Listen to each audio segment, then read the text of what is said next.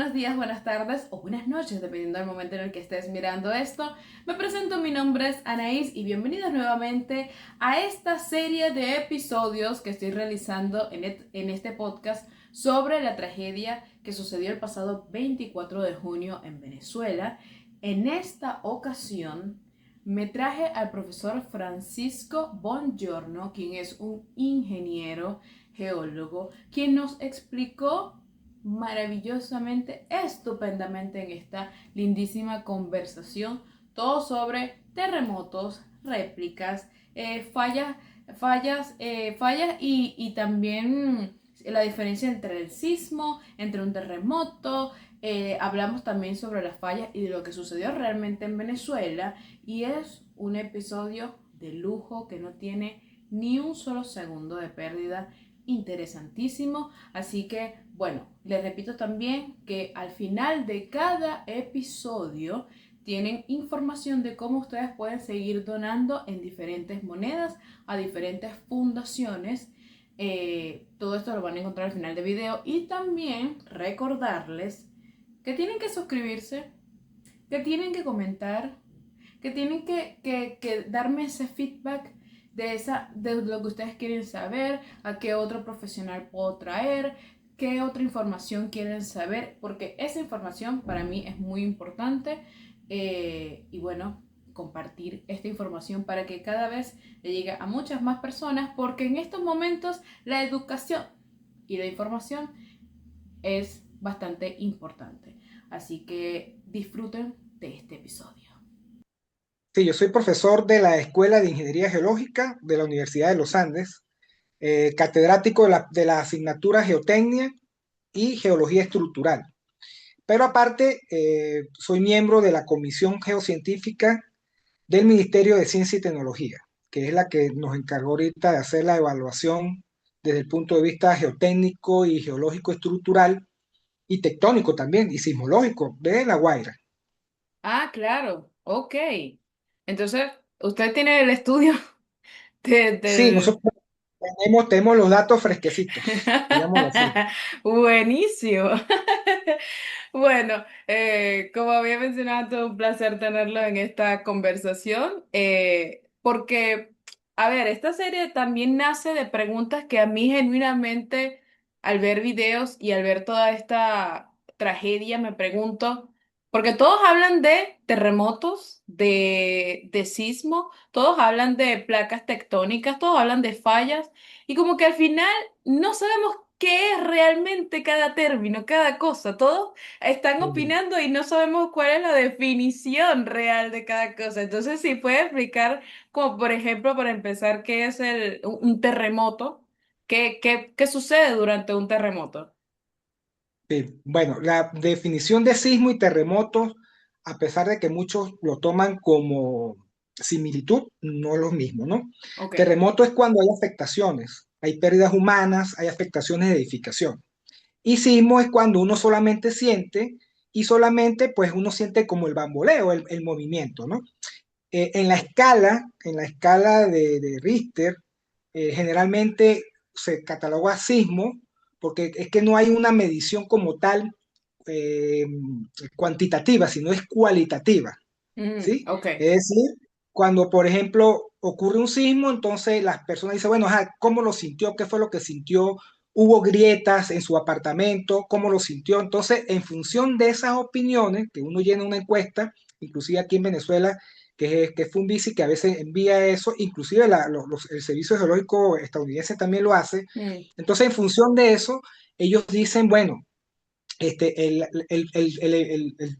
sismo fue de 3.5, pero por ejemplo, cuando hay afectaciones, ya a partir de ahí, entonces dice, bueno, más o menos el sismo tuvo que ser de 4.5, de 5, dependiendo, ¿no? Entonces, digamos que esa es la diferencia, es la afectación entre sismo y terremoto. Nosotros hablamos de sismo cuando solamente vemos el bamboleo, pero no hay afectaciones estructurales y mm, tampoco hay pérdidas humanas. Y cuando estamos hablando de terremotos, sí, terremotos estamos hablando de afectaciones, de edificaciones y de sismo. Ahora, con respecto a las placas tectónicas, mm, pues generalmente quien controla, digamos, la tectónica global, pues son las placas tectónicas. Las placas tectónicas principalmente son siete y Venezuela pues está ubicada en la placa suramericana. Pero hacia el Mm, norte tenemos la placa del Caribe. Es el contacto entre ellas, afortunadamente, que no es lo mismo que tenemos en Chile, porque en Chile el choque entre la placa de Nazca y la placa suramericana es por subducción, es decir, chocan dos mm. placas. En cambio, en Venezuela, hacia el norte, lo que está haciendo es transformante, son fallas deslizantes, ¿sí? Sin embargo, también son peligrosas, ¿sí? Ok. Entonces, claro, ese sistema de fallas que está al norte de Venezuela, sobre todo en la costa, que pone en contacto Suramérica, que es Venezuela, con el Caribe, pues esa zona es altamente sísmica y fue la que, digamos, se activó posteriormente al evento principal. Recordemos que vamos a hablar un poquito, si tú quieres, hablamos del Sí. contexto geológico estructural, porque fíjate, donde ocurrieron los epicentros de los sismos, que fue Ujú. primero de 7.2, perdón, y después de 7.5, esa zona es altamente compleja desde el punto de vista tectónico de geología estructural. Ok. Allí confluyen tres fallas importantes. Pero aparte de esas tres fallas que hoy te voy a nombrar, aparte de eso, hay otra serie de fallas secundarias que sirven de transferencia a esas tres fallas. Entonces voy a comenzar primero por hablar de la falla de Oca-Acón, que es la falla que va este-oeste, que está hacia el norte del lago de Maracaibo. ¿De acuerdo? Ella Ok. confluye y termina, es allí donde en Yumare, en San Felipe, en el estado de Yaracuy, donde hubo Mm, esos epicentros. Posteriormente hay una falla que va desde el suroeste hacia el noroeste, que es la falla de Boconó. Esa falla atraviesa todo lo que es Táchira, Mérida, Trujillo, todos los Andes, Barquisimeto, y culmina o se interna en Morón, cerca donde hubo el epicentro. Y ujú. allí pues hay otra falla, que es la falla de San Sebastián, que va desde allí, desde Morón, hasta la península de Paria, en el estado Sucre, que pertenece al sistema de fallas del Pilar. Esa falla de San Sebastián, junto con la falla de Boconó, son parte del sistema de fallas que actúa en las placas tectónicas entre la de Sudamérica y la del Caribe que nosotros acabamos de decir ahorita. ¿De acuerdo? Ah, ok. Entonces, en ese triángulo de confluencia entre la falla de Ocacón, la falla de Boconó y la falla de San Sebastián, ahí fue donde ocurrieron los dos epicentros. Y es lógico que hubo tantas afectaciones, porque esa zona, imagínate, tres fallas importantes en el occidente de Ujú. Venezuela, y el primero que mostró fue el de 7.2, que es la falla de Boconó. Vamos a Ok. recordar que cada falla tiene su propia energía acumulada. ¿Qué es la energía acumulada? Las placas tectónicas no son dinámicas, ellas se mueven. Mm, ujú. Es como que si yo agarrara, por ejemplo, una ponchera y le coloco hielo. Esos hielos, cuando se mueven, entonces las placas tectónicas son los pedazos de hielo y ellas se mueven en el agua. Bueno, igual pasa, ¿de acuerdo? Ese movimiento genera fricción entre las placas y además genera tensión entre las fallas geológicas.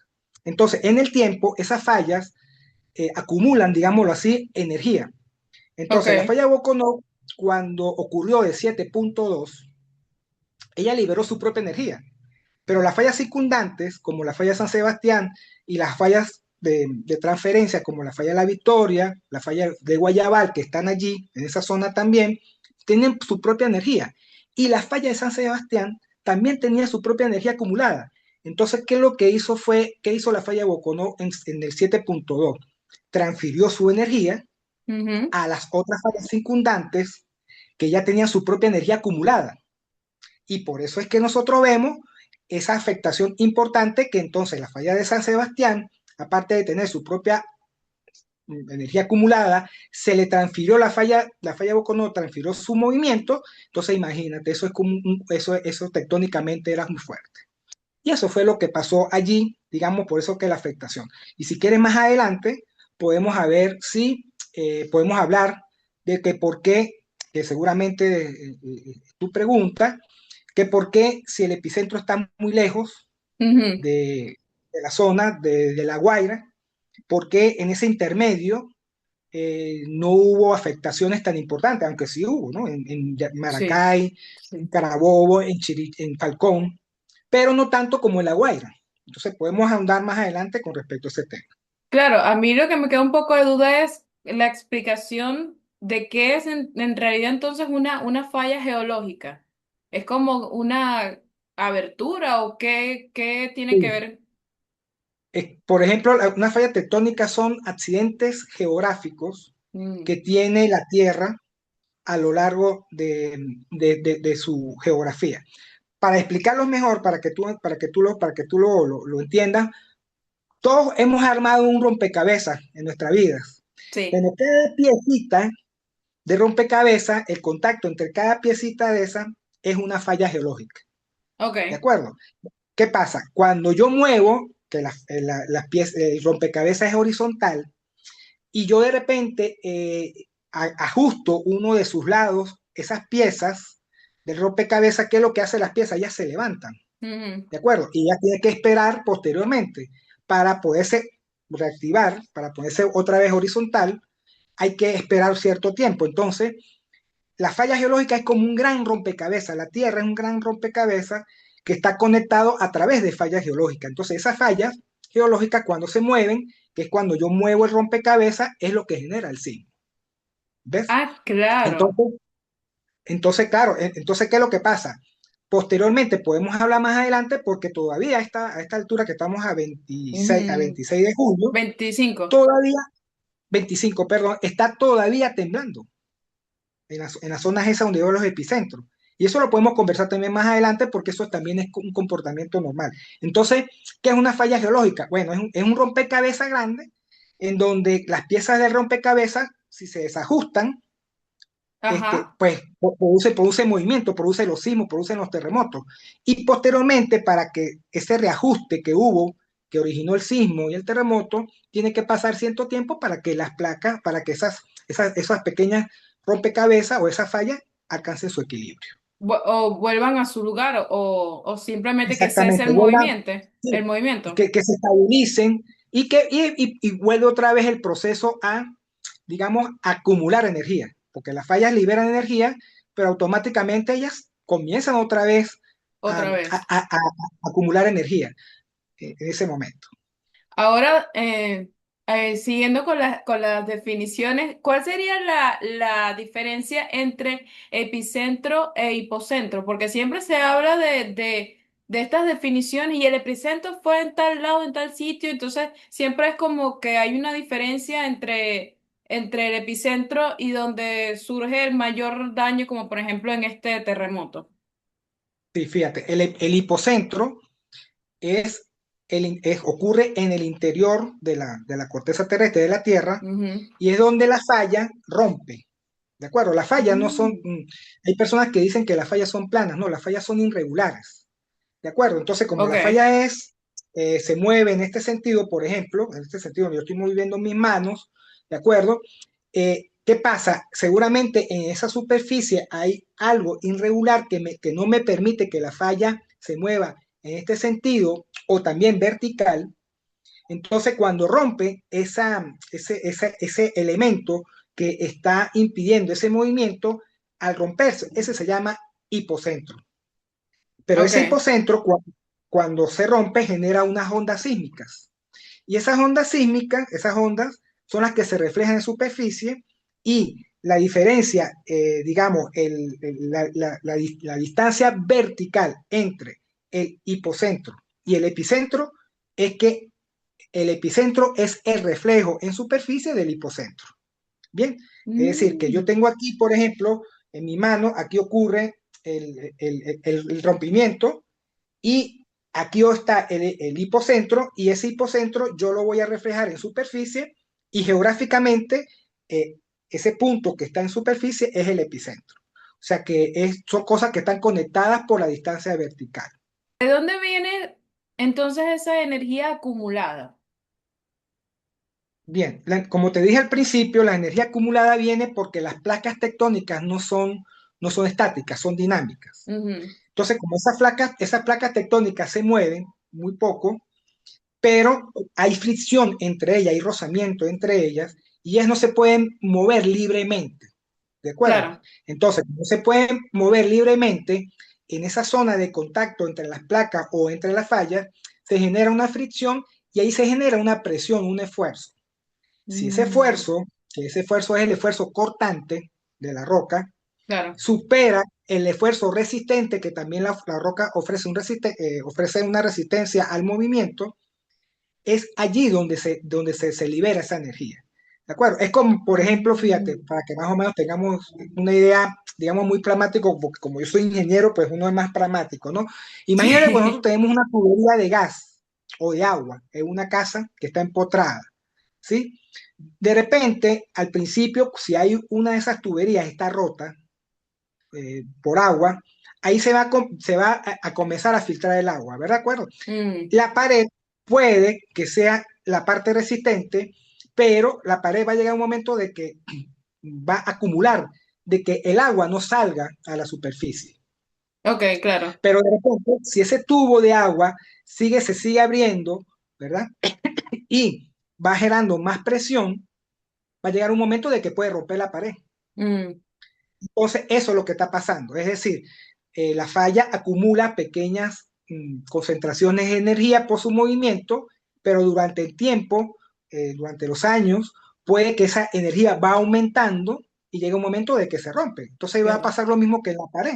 En la pared, pues si yo tengo una pequeña fisura en el agua, pero si esa fisura se sigue abriendo y va saliendo más agua, va a llegar un momento de que va a afectar la pared y rompe la pared, Claro. como efectivamente pasa. Así funciona también la falla, es decir, que durante el tiempo, pues esas fallas están acumulando energía porque la fuerza de rozamiento que tienen entre las rocas no le permite moverse libremente. Claro. Entonces, siguiendo con las definiciones, lo que yo podría entender es que las réplicas son entonces esta misma energía que va en menor cantidad hasta que vuelva a equilibrarse las placas. Correcto, usted lo dijo, usted lo definió muy bien, así es. Así es. Cuando yo tengo un movimiento Ujú, brusco, como el que pasó de 7,2, ahí se liberó una energía importante, pero claro. posteriormente hay una energía residual. Y esa Mm, energía residual es la que nosotros estamos viendo con pequeños sismos que están ocurriendo ahorita en esa zona, en la zona de La Guaira y en la zona de Yamare, de San Felipe, en donde esa energía pues se está liberando todavía y esos sismos lo que nos está indicando a nosotros es que las fallas que se movieron bruscamente, que se reactivaron bruscamente, están tratando de estabilizarse y de alcanzar su equilibrio natural. ok. Bien, y por eso tenemos ahorita sismo y por eso, y algunos, por lo menos nosotros como ingenieros geólogos, hacemos lo que llamamos la curva de Omori, que es la curva que a medida que va pasando el tiempo, esa curva va descendiendo hasta llegar Mm, a cero en la frecuencia y en la magnitud de sismos. Como podemos ver, yo por cierto publiqué hoy en mi Instagram una comparación de los microsismos que han ocurrido desde el 21 de junio, antes del gran del terremoto, terremoto. 1 hasta el 21, o sea, un mes, ¿no? Incluyendo allí, pues vemos que la curva va bajando y los sismos van disminuyendo, no solamente en frecuencia, sino en magnitud. Y eso se va a mantener durante el tiempo, porque como le digo, las fallas, después de liberar esa energía que estaba ahí tensa, porque por si Claro. no pudiese mover tanto, ella necesita alcanzar su equilibrio. Es como uno, si por lo menos uno se enferma y tiene una gripe, pero esa gripe viene con fiebre, con tos, de repente tiene problemas en los oídos, uno Ujú, que necesita reposo para claro. poderse recuperar, ¿verdad? Y entonces ese reposo es lo que necesita ahorita la falla. Es decir, la falla Mm, necesita un tiempo claro. para tratar de recuperarse su condición natural o su equilibrio natural. Claro, y otra pregunta que surge a mucha gente que está preocupada en Venezuela es de si estas réplicas pueden volver a alcanzar una gran magnitud como el sismo principal. No debería. Ok, Estadísticamente, ok. por los eventos anteriores, no solamente en Mm, Venezuela, sino en el mundo, no deberían. Inclusive tenemos ejemplos recientes. Ahorita vamos a cumplir un año en septiembre. donde aquí en el occidente de Venezuela hubo un terremoto de 6.1 que Sí. era en Mene Grande, y que aquí nosotros en Mérida lo sentimos. Bueno, estadísticamente, después de ese 5 primero hubo uno de 5.1, después hubo de 6.1, después ocurrió uno de menor magnitud, y después de ahí empezó otra vez la curva de Omori, como le dije, a estabilizarse. Inclusive tuvimos sismos de pequeñas magnitudes a Ujú. principio de este año. Imagínate, duró como 4 meses para estabilizarse, y todavía, si nosotros vemos registros de Funvisi con algunos registros de las agencias internacionales, vemos que hay pequeños todavía sismos en esa zona, o sea que todavía no se Sí. ha estabilizado. Bien, entonces no debería, aunque algunos colegas dicen que todavía se espera uno de 6, ¿de acuerdo? Porque estadísticamente, cuando ocurre un sismo de esa magnitud, deberían venir otros sismos de menores magnitudes, ¿verdad? O Ujú. similares. Es decir, ¿qué dicen los colegas? Dice, bueno, ocurrió uno de 7.5, debería ocurrir uno de 6, después uno de 5 y uno de 4, y así sucesivamente. Bueno, ya el de 5.1 ocurrió el 27 de junio, Sí. allá al frente, ¿sí? Pero de ahí para adelante no ha ocurrido más sino uno de 4.3. Ok. Pero dicen los colegas que debería venir uno de 6. Pues solamente eso lo sabe Dios. Pero si estadísticamente es así, pues no debería ocurrir porque ya ha transcurrido un mes prácticamente y ese de 6 no ha ocurrido. Y todavía pues hay colegas que tienen la esperanza de la buena lid que ocurra, ¿sí? Porque Ok. eso es lo que dicen las estadísticas. Pero bueno, para eso son las estadísticas, no todo el tiempo se confluye. Pero en este caso, hasta los momentos, el 80% o el 90% de las estadísticas de otros terremotos que han ocurrido, no solamente en Venezuela, en el mundo, como te dije anteriormente, están siguiendo la misma tendencia, a excepción de ese de 6 que están esperando los colegas que funcione otra vez. Pero que llegue uno de mayor de 7.5 de igual magnitud, bueno, lo sabemos Dios, pero las estadísticas dicen que no debería ocurrir, no debería ocurrir. Claro, esto se maneja al final como en probabilidades, o sea, y luego va Probabilidad. bajando y dependiendo de cómo se va comportando, porque también he escuchado por allí que decían, esto se pudo prever, lo veníamos diciendo de hace rato. Entonces mi pregunta es, ¿este tipo de terremoto se No, puede, no, no, mira, y ahí yo voy a ser muy claro y voy a ser muy enfático, ¿no? Fíjate, todas las fallas son ajá, amenazas, ok, todas son claro. amenazas. O sea, todas las fallas. Ahora, ¿cuándo esa amenaza se va a concretar? Tú no lo sabes, Mm. ¿sí? Ahora, como tú dijiste, hay probabilidades, porque por ejemplo, el último terremoto que hubo en Caracas fue en el año 1967, ¿no? Que fue Y en que también afectó, esa misma falla. sí, esa misma falla que se movió ahorita, la falla de San Sebastián, ocurrió lo mismo. O sea, que prácticamente como que ocurrió lo mismo, concatenó todo eso, ¿no? Mm. Entonces, claro, las probabilidades, como tú dijiste, es que por lo menos una falla o un terremoto debía ocurrir cada 50, cada 60 años.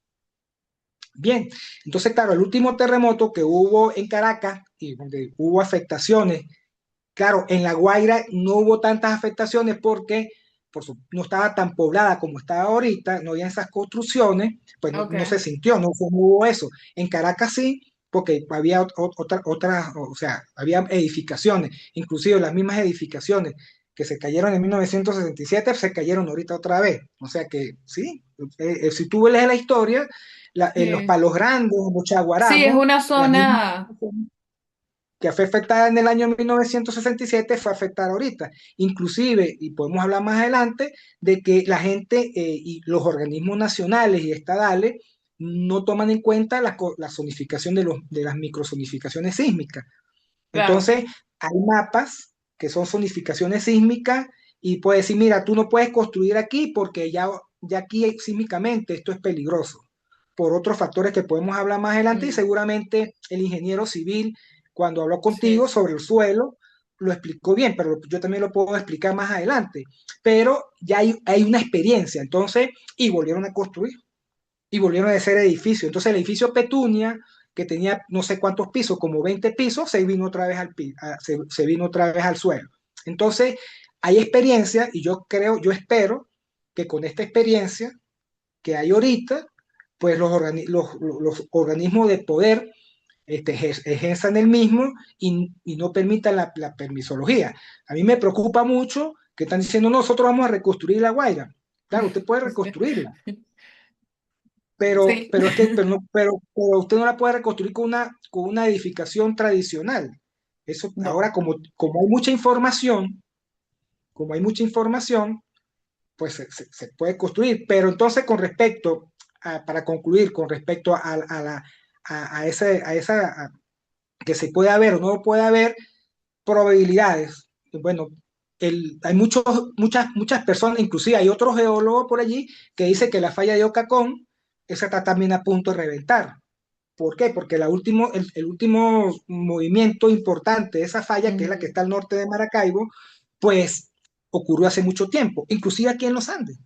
El último terremoto que ocurrió aquí en Mérida ya tiene más de 100 años y no ha ocurrido. no ha Y, o ocurrido, sea, y claro. entonces, o sea, hasta el momento no ha ocurrido. Pero la gente dice, no, aquí en Mérida ya está vencido el periodo de recurrencia. Mira, no hay con tecnologías todavía para decir si tú puedes predecir o no puedes predecir. Ahora, tú sí puedes actuar.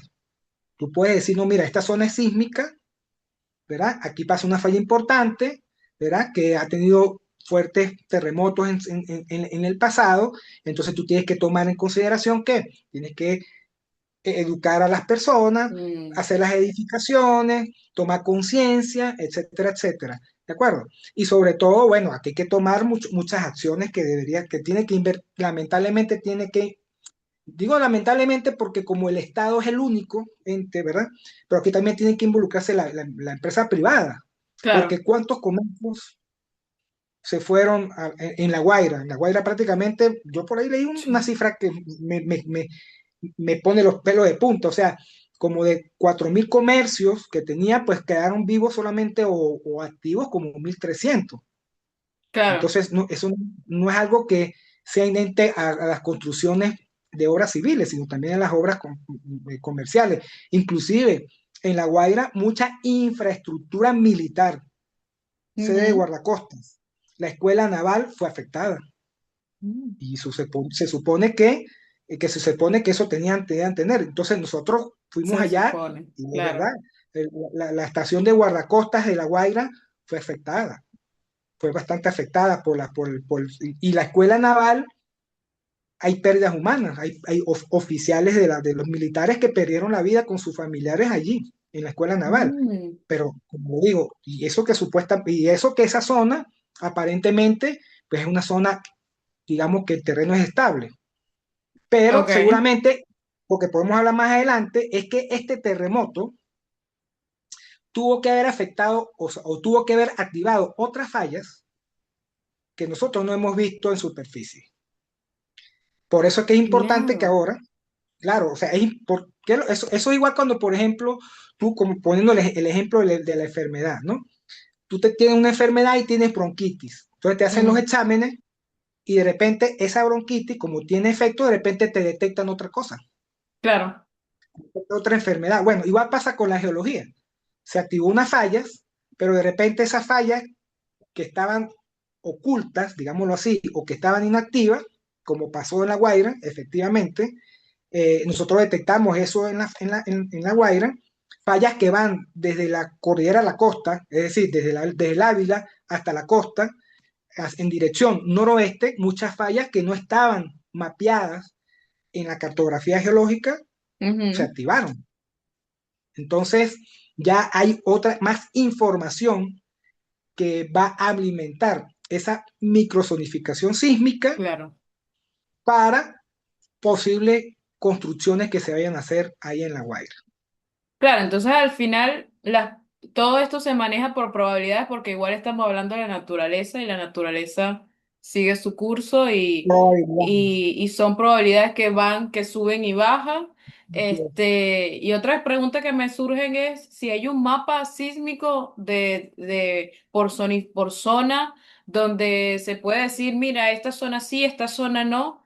Porque claro, con el ingeniero civil en el episodio anterior hablamos de la importancia del estudio de los suelos, dónde vas a construir y de qué necesitas para que ese suelo sea habitable. Entonces mi pregunta es, si hay, entonces tendría que haber un mapa por zona de qué zona es sísmica y qué zona no, o qué zona se debe construir, pero hay que tener cuidado. Y que bueno, ya con este terremoto nos hemos dado cuenta que Venezuela tiene que ser tomado en cuenta como un país sísmico y que ahora las estructuras tienen que ser sismo resistentes.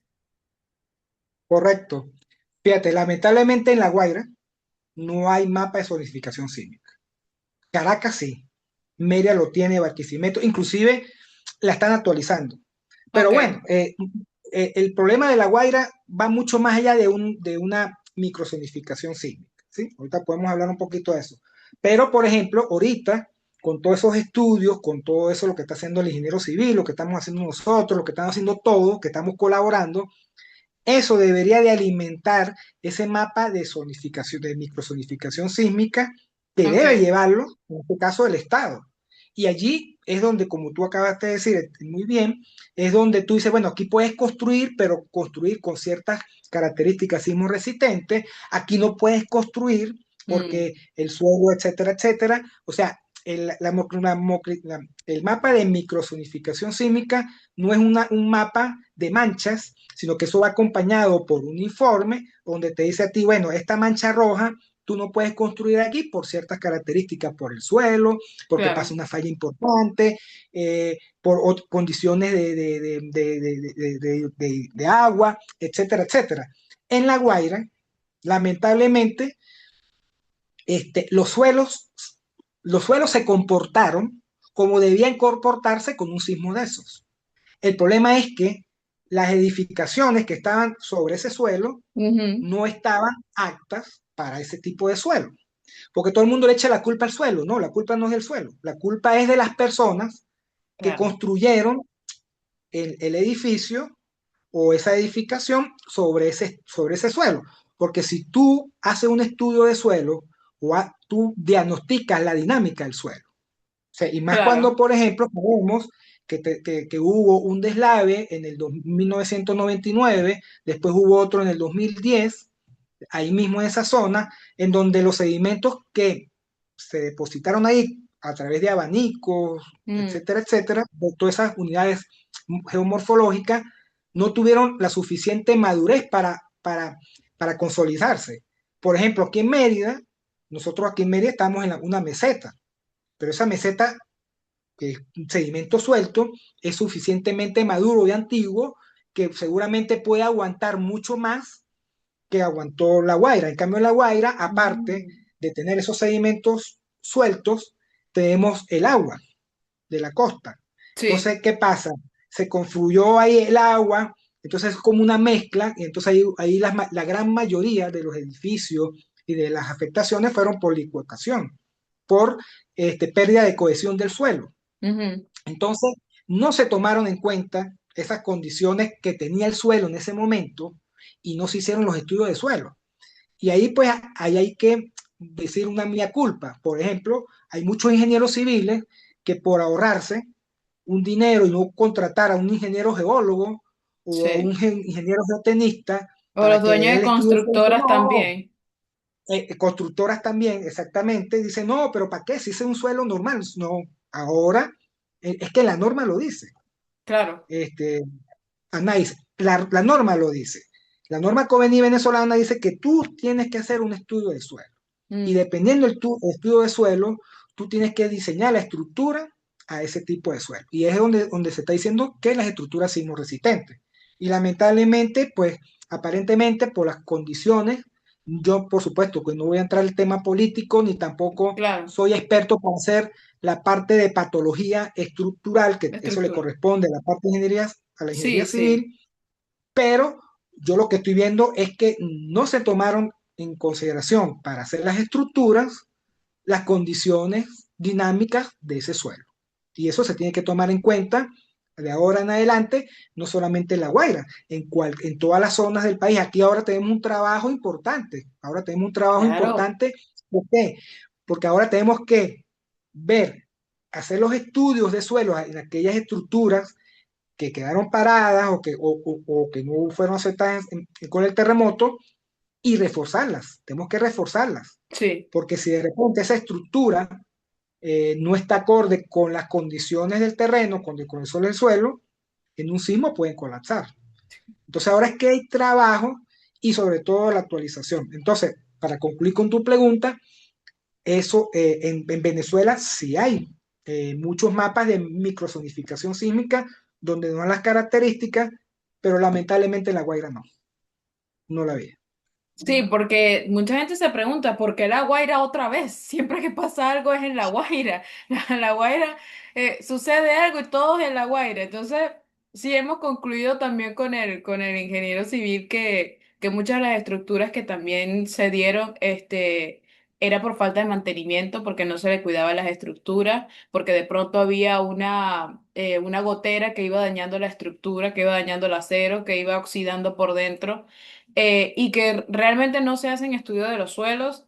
Creo que la No, construcción en Venezuela no toma en cuenta la importancia de la base, de los cimientos, de donde vas a colocar esa estructura para que esté firme, porque al final lo vemos, como que son estructuras, sí, pero al final son vidas humanas que habitan en esas zonas, que no es nada más un edificio, sino que también centros comerciales. El aeropuerto también sufrió daños en las estructuras, centros comerciales, negocios, o sea, colegios también sufrieron.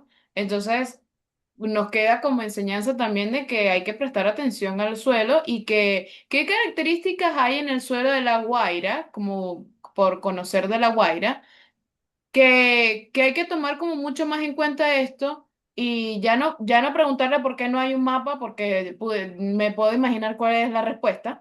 Eh, pero ¿qué sucede ahí en La Guaira? ¿Qué pasa con la gente de La Guaira? sí, lo que pasa es lo siguiente, te voy a explicar más o menos por qué, inclusive me preguntan que por qué siendo el mismo sismo hubo más afectación en La Guaira y no en Caracas, Ujú, porque entonces, ¿qué es lo que pasa, no?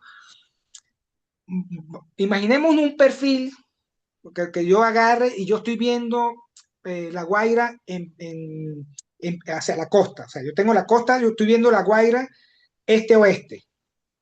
Entonces yo hago un perfil norte-sur, ¿no? Entonces ese perfil norte-sur, entonces llegamos aquí en La Guaira, de repente está la cordillera de la costa, el perfil topográfico sube, está la cordillera de la costa, que está el Ávila, digámoslo así, después aquí baja otra vez y está el Valle de Caracas, y después está la parte del Latillo, digámoslo así, que también hay una sí, serranía, ¿no? Entonces Caracas está enclavada en un valle, por eso se llama un sí. valle, en donde en ambos lados, pues hay roca, Mm, pero en ambos lados hay sedimento. Entonces, claro, cuando tú tienes ese sismo, el sedimento no está confinado y no se puede mover lateralmente. O sea, sí se mueve, pero no con tanta facilidad. claro, Pero si nosotros no vamos a La Guaira, entonces tenemos aquí la cordillera de la costa, pero tenemos aquí la costa y el sedimento aquí, ¿hacia dónde se va a mover el sedimento? Hacia la costa. hacia la costa. Y por eso, exactamente, y por eso es que nosotros en los estudios que hicimos en La Guaira, Ujú, inclusive tuvimos el apoyo de la BAE, ok, vimos que todos los edificios colapsaron en dirección noroeste, norte, noreste. Es decir, que todos los edificios colapsaron hacia la costa, pero es precisamente por eso, porque como aquí estaba confinado, que es hacia Caracas, La Guaira estaba, ahí hay roca, él tenía libertad de moverse hacia la costa, hacia la playa. Entonces claro. todos esos sedimentos empezaron como a tambalearse y al Ujú, tambalearse pues tenían más libertad de moverse hasta este sentido que para acá. Entonces ese sentido hizo que todas las edificaciones cayeran. Si, por ejemplo, me preguntas, ay, ¿qué pasa si tuviera confinado La Guaira? Si hubiera estado confinado, de repente hubiese habido afectaciones, pero no tanto, no tanto, porque ese confinamiento no permite que lateralmente se mueva ese sedimento tan libremente. ¿Ves?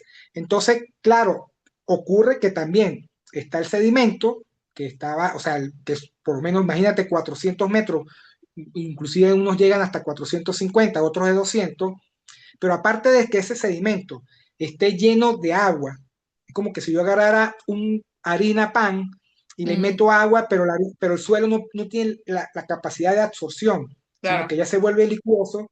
Pero aparte de eso, yo tengo una libertad en una dirección preferencial para moverse, pues imagínate todo lo que está por arriba.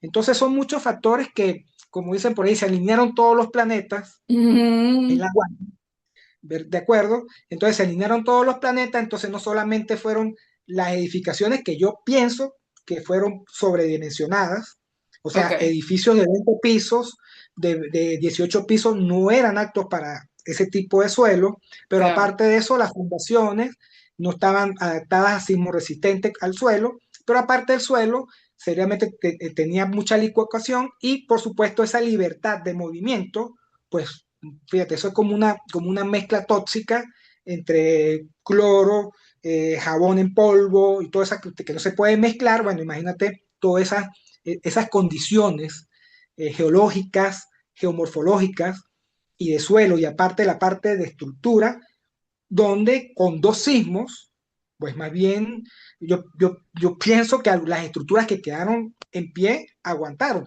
pero es que tampoco podemos echarle la culpa a la estructura a nadie. Porque Claro. fíjate, porque por ejemplo, yo estuve en el complejo habitacional Hugo Chávez, donde está ese famoso, esas casas que decían que eran casas de fibra de vidrio y todas esas cosas, ¿no? Yo Ok. vi las especificaciones de la constructora y la constructora decía, bueno, yo diseñé estas casas so- tomando en consideración la aceleración de un sismo de 0.3 G. ¿Qué es ese 0.3 G? Es la 0 veces la fuerza de la gravedad. Bueno, nosotros ahorita nos están llegando datos Mm, que esa fuerza llegó a 0.6, el doble. Entonces, ¿qué quiere decir? Que esas edificaciones, aparte de tener todas esas estructuras, seguramente las construyeron tomando en consideración 0.3 o 0.4 G.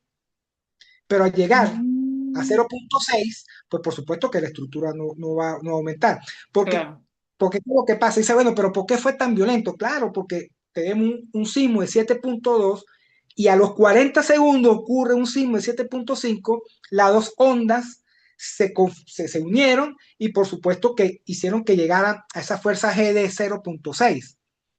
Yo creo que aquí, ni siquiera aquí en Venezuela, puede tener una norma de 0.6, ¿no? Y como digo, ese fenómeno es muy extraño que haya ese doblete.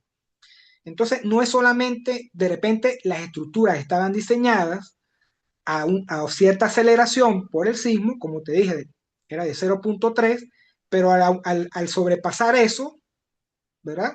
Eso cuando, por ejemplo, es igual que usted dice, bueno, yo tengo la tensión 120, Mm, y dices, bueno, tengo la tensión 120 y esta pastilla que tú te vas a tomar te va a llegar a 120, pero ojo, pero tú tienes que estar pendiente, tienes que hacer ejercicio, tienes que comer sano. Ah, pero tú te tomas esa pastillita, que es el 0.3 G.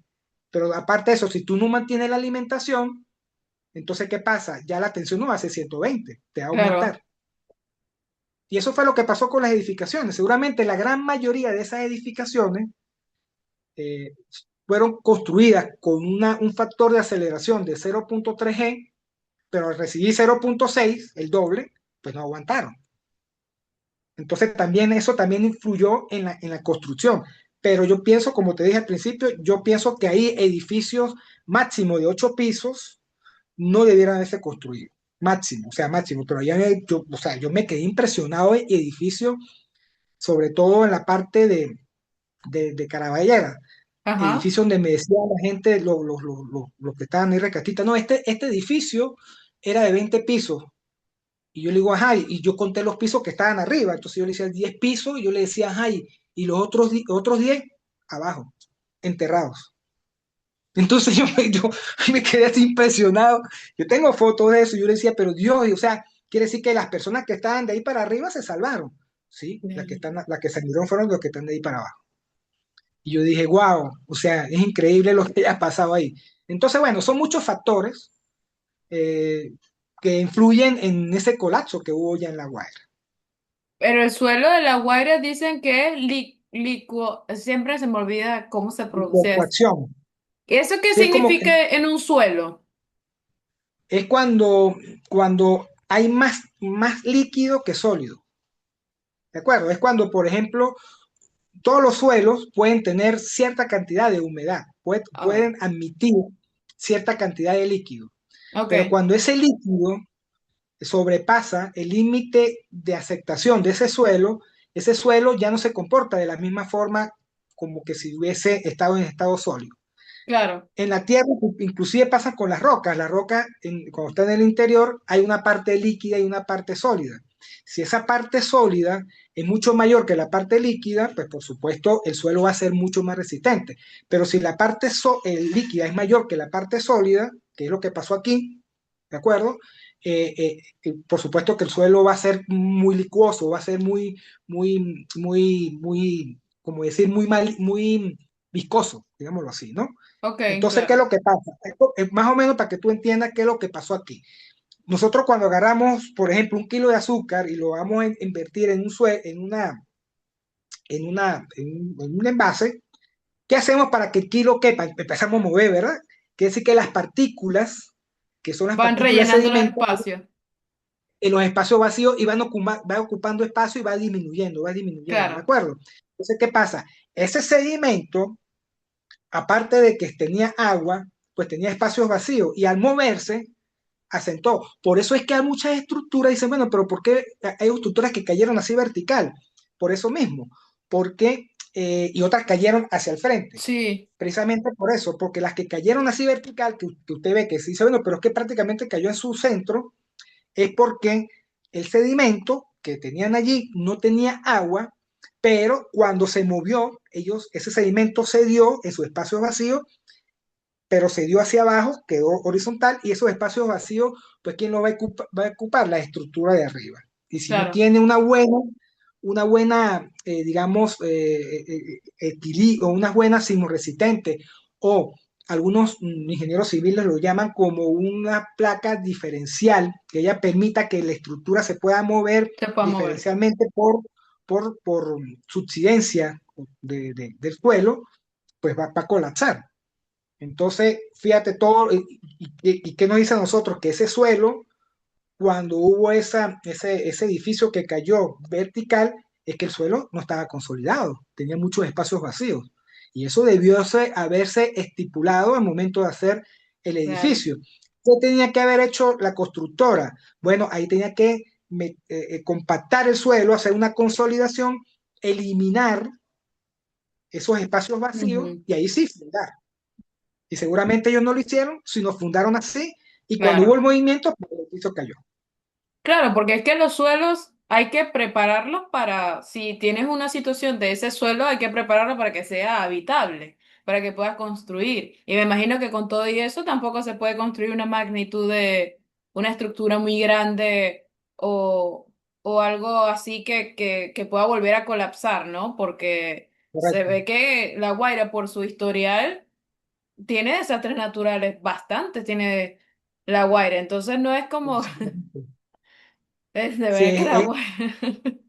no, no, o sea, es que el problema es que o sea, porque tú dices, bueno, ¿por qué en otros países, por ejemplo, Mm, si nos vamos al norte de América, en la zona que va hacia el Pacífico, las ajá, playas por lo menos de México, fíjate, las playas de México, sí, nosotros vemos que está Acapulco y está Cancún, porque Acapulco está en la zona del Pacífico, Cancún está en el Atlántico. Y recientemente, hace como 15 días, hubo un sismo precisamente frente a las costas de México de 7.2. Claro, aquí también hay que agregar la profundidad de ese hipocentro, ¿no? ok, Porque el hipocentro, por lo menos el de 7.2, fue casi de 23 kilómetros. Entonces, claro, mientras más profundo sea ese hipocentro, perdón, eh, la energía va a tardar más tiempo en llegar a la superficie y por lo tanto se va a disinuar o se va a atenuar.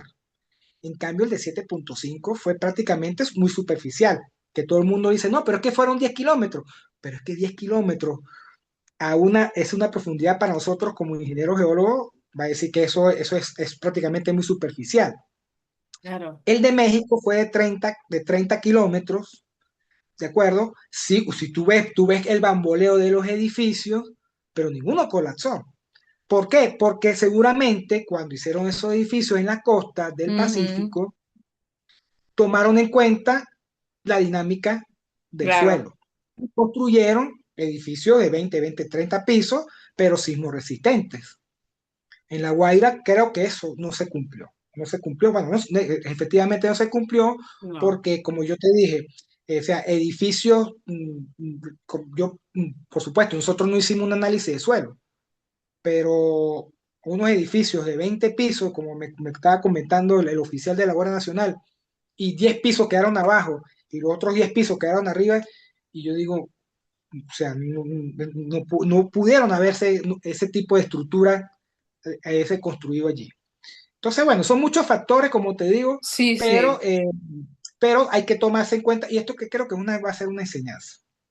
Sí, esto ha sido una enseñanza por donde se mire, por todos lados, porque la verdad es que, claro, yo también he estado viendo que lo de La Guaira no es nada más, hay muchas cosas muchas realidades que conviven en eso que pasó. Tanto negligencia de parte del gobierno como negligencia de parte de lo que construyen allí. Negligencia porque ni siquiera hay un mapa sísmico para saber en De- qué zona se puede construir o no. Y es, Increíblemente.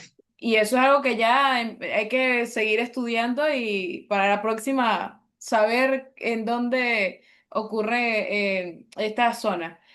Otra cosa que quería saber era, después de estos terremotos, porque claro, lo que yo logro entender es que hubo como una liberación de energía que liberó otra. O sea, un movimiento explotó el otro, ¿no? Entonces Así fueron es, dos fallas que que se liberaron movieron. energía. Y entonces ese fenómeno es raro que ocurran dos terremotos, ¿cierto? Porque yo nunca había escuchado que, a ver, he escuchado un terremoto principal y una réplica de magnitud parecida, pero nunca había escuchado de dos terremotos. Sí, sí, bueno, lo que pasa es que, como digo, hay muchas hipótesis donde dice que la falla de Boconó es la misma falla de San Sebastián, o sea, que la ponen toda Sí, completa. Pero cuando nosotros hablamos de doblete sísmico, la palabra doblete, y si usted ve o estudia esa parte, es que para que ocurra dos terremotos tiene que ser dos fallas totalmente distintas. Porque ¿qué es lo que pasa? Por ejemplo, todo el mundo lo compara con el terremoto que hubo en Turquía en el 2023 2024, ajá. donde hubo primero un sismo importante y después hubo otro, pero es la misma falla. Fue la misma falla que se Mm. movió. Entonces ese no es un doblete, es la misma falla. Y lo que hizo fue la falla liberal. Entonces, aquí hay muchas hipótesis, pero si nosotros hablamos de doblete sísmico, la falla de Boconó liberó su energía propia, Ok. pero esa energía que la liberó, se la transfirió a la falla San Sebastián, que ya de por sí tenía una energía acumulada, Ujú. entonces se sumó la energía que transfirió la falla de Bocono más la falla que él tenía acumulada, y ahí fue cuando se detonó ese 7.5. Bien, ahora, ya aprovechando esta explicación, entonces uno dice, bueno, pero ¿por qué, por ejemplo, en Yaracuy sí hubo afectaciones, ¿no? Inclusive yo Sí. pienso que en 7.2 en Yaracuy o sea, no creo que lo hayan sentido tanto porque la profundidad era muy grande. Mm. Y además, pues, todo el mundo pregunta, dice, pero ¿por qué en el epicentro no hubo tantas afectaciones Ujú. como en La Guaira? Entonces, bueno, hay muchas hipótesis y, por ejemplo, te cuento, el de 7.2 sí está bien ubicado, o sea, está bien todos los servicios geológicos de los franceses, alemanes, italianos, inclusive Fumbisis, y los Estados Unidos coinciden con el 7.2. Pero hay una discrepancia con el 7.5. Hay Ok. algunas personas que dicen que el 7.5 no ocurrió allí donde oficialmente está, que es cerca del 7.2. Otros lo ubican frente a La Guaira. Pero ¿por qué lo ubican ese 7.5 frente a La Guaira? Porque con los mapas de desplazamiento que lo puedes buscar inclusive con los de la NASA, dice Ok. que los mayores desplazamientos que fueron, que de repente para uno dice, bueno, pero es que se desplazó medio metro. Y medio metro, yo creo que ni siquiera es mi mano, claro, pero Sí, geológicamente un solo golpe medio metro es bastante. claro. Pero las mayores deformaciones y desplazamientos ocurrieron en La Guaira. Por eso es que nosotros pensamos que allí ubica ese hipotético epicentro de 7.5, ¿de acuerdo? Pero también hay otra teoría que nos dice que, bueno, que es una falla completa, o sea, que la falla de Bocono y la falla de San Sebastián es una sola, y lo que hubo fue una multiplicidad de sismos. Más o menos para que me entienda qué Ujú. término es ese, cuando, por ejemplo, nosotros tengamos una zona extensa y colocamos varias estaciones de dinamita, varios cartuchos de dinamita. Si tú más o menos has visto cuando explotan la mina y detonan el primer impacto, ella automáticamente va Sí. disparando en serie, ¿de acuerdo? Va disparando en serie. Bueno, es algo parecido así, es decir, yo tuve la falla, ¿verdad? La falla se mueve como un tren y entonces a lo largo de esa falla ocurrieron varios sismos o varios terremotos que llegaron al final, llegaron a la zona de La Guaira, donde hubo las mayores afectaciones. Esa es otra teoría, ¿de acuerdo? Pero otra cosa también que es importante, aquí hay un celo, Anaí, aquí en Venezuela hay un celo para transmitir la información. O sea, Ujú. primero que Fumbisis tardó más de 3 horas en dar la información. Claro. Nosotros nos enteramos, al principio nos enteramos, y bueno, y aquí, bueno, afortunadamente, digo, yo afortunadamente o desafortunadamente, que yo trabajo con eso, a mí no me llegó la alerta en el celular, porque yo estaba en Ujú. la calle. Yo estaba hablando con mi hija por teléfono y de repente se fue la comunicación. Y yo dije, bueno, ¿qué pasó? O sea, yo echándole la culpa a la empresa de telefonía y yo decía, ajá, pero es que tampoco tenía datos. Entonces, claro, para yo tener datos, para yo poder recibir esa alerta de Google, yo tenía que tener datos. Entonces yo no la Claro. recibí. Pero cuando yo llegué al sitio, aquí a mi casa, pues estaban todos mis vecinos y como ellos saben que yo trabajo con eso, y yo pues inocente, ¿no? Yo llegué inocente y me decían, pero profe, mire, tembló. Y yo digo, pero ¿cómo que tembló? O sea, claro, como yo estaba en la calle, yo no sentí. Y cuando veo la alerta. Entonces, bueno, ahí sí me preocupé porque cuando llega esa alerta es porque hay un terremoto. Y a mí me Claro. preocupé y una vez subí aquí al apartamento y empecé a indagar. Y entonces, ¿qué pasó?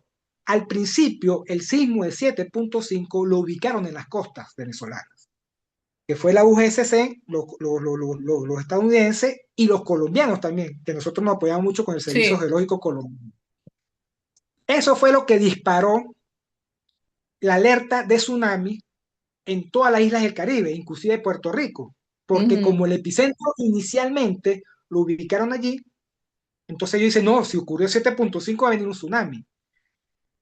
Y claro, y esa fue la alerta, pero hay que recordarle también que cuando cualquier servicio geológico, ya sea estadounidense, venezolano, ellos emiten primero un número, pero ese número, a medida que va pasando el tiempo, ellos lo van ajustando, que puede ser que disminuya y que puede ser que aumente, pero también lo van ubicando en el punto exacto donde ocurrió el hipocentro. Claro. Y por eso, porque ellos triangulan y hacen un algoritmo matemático diferente de las estaciones sismológicas que tienen. Mm.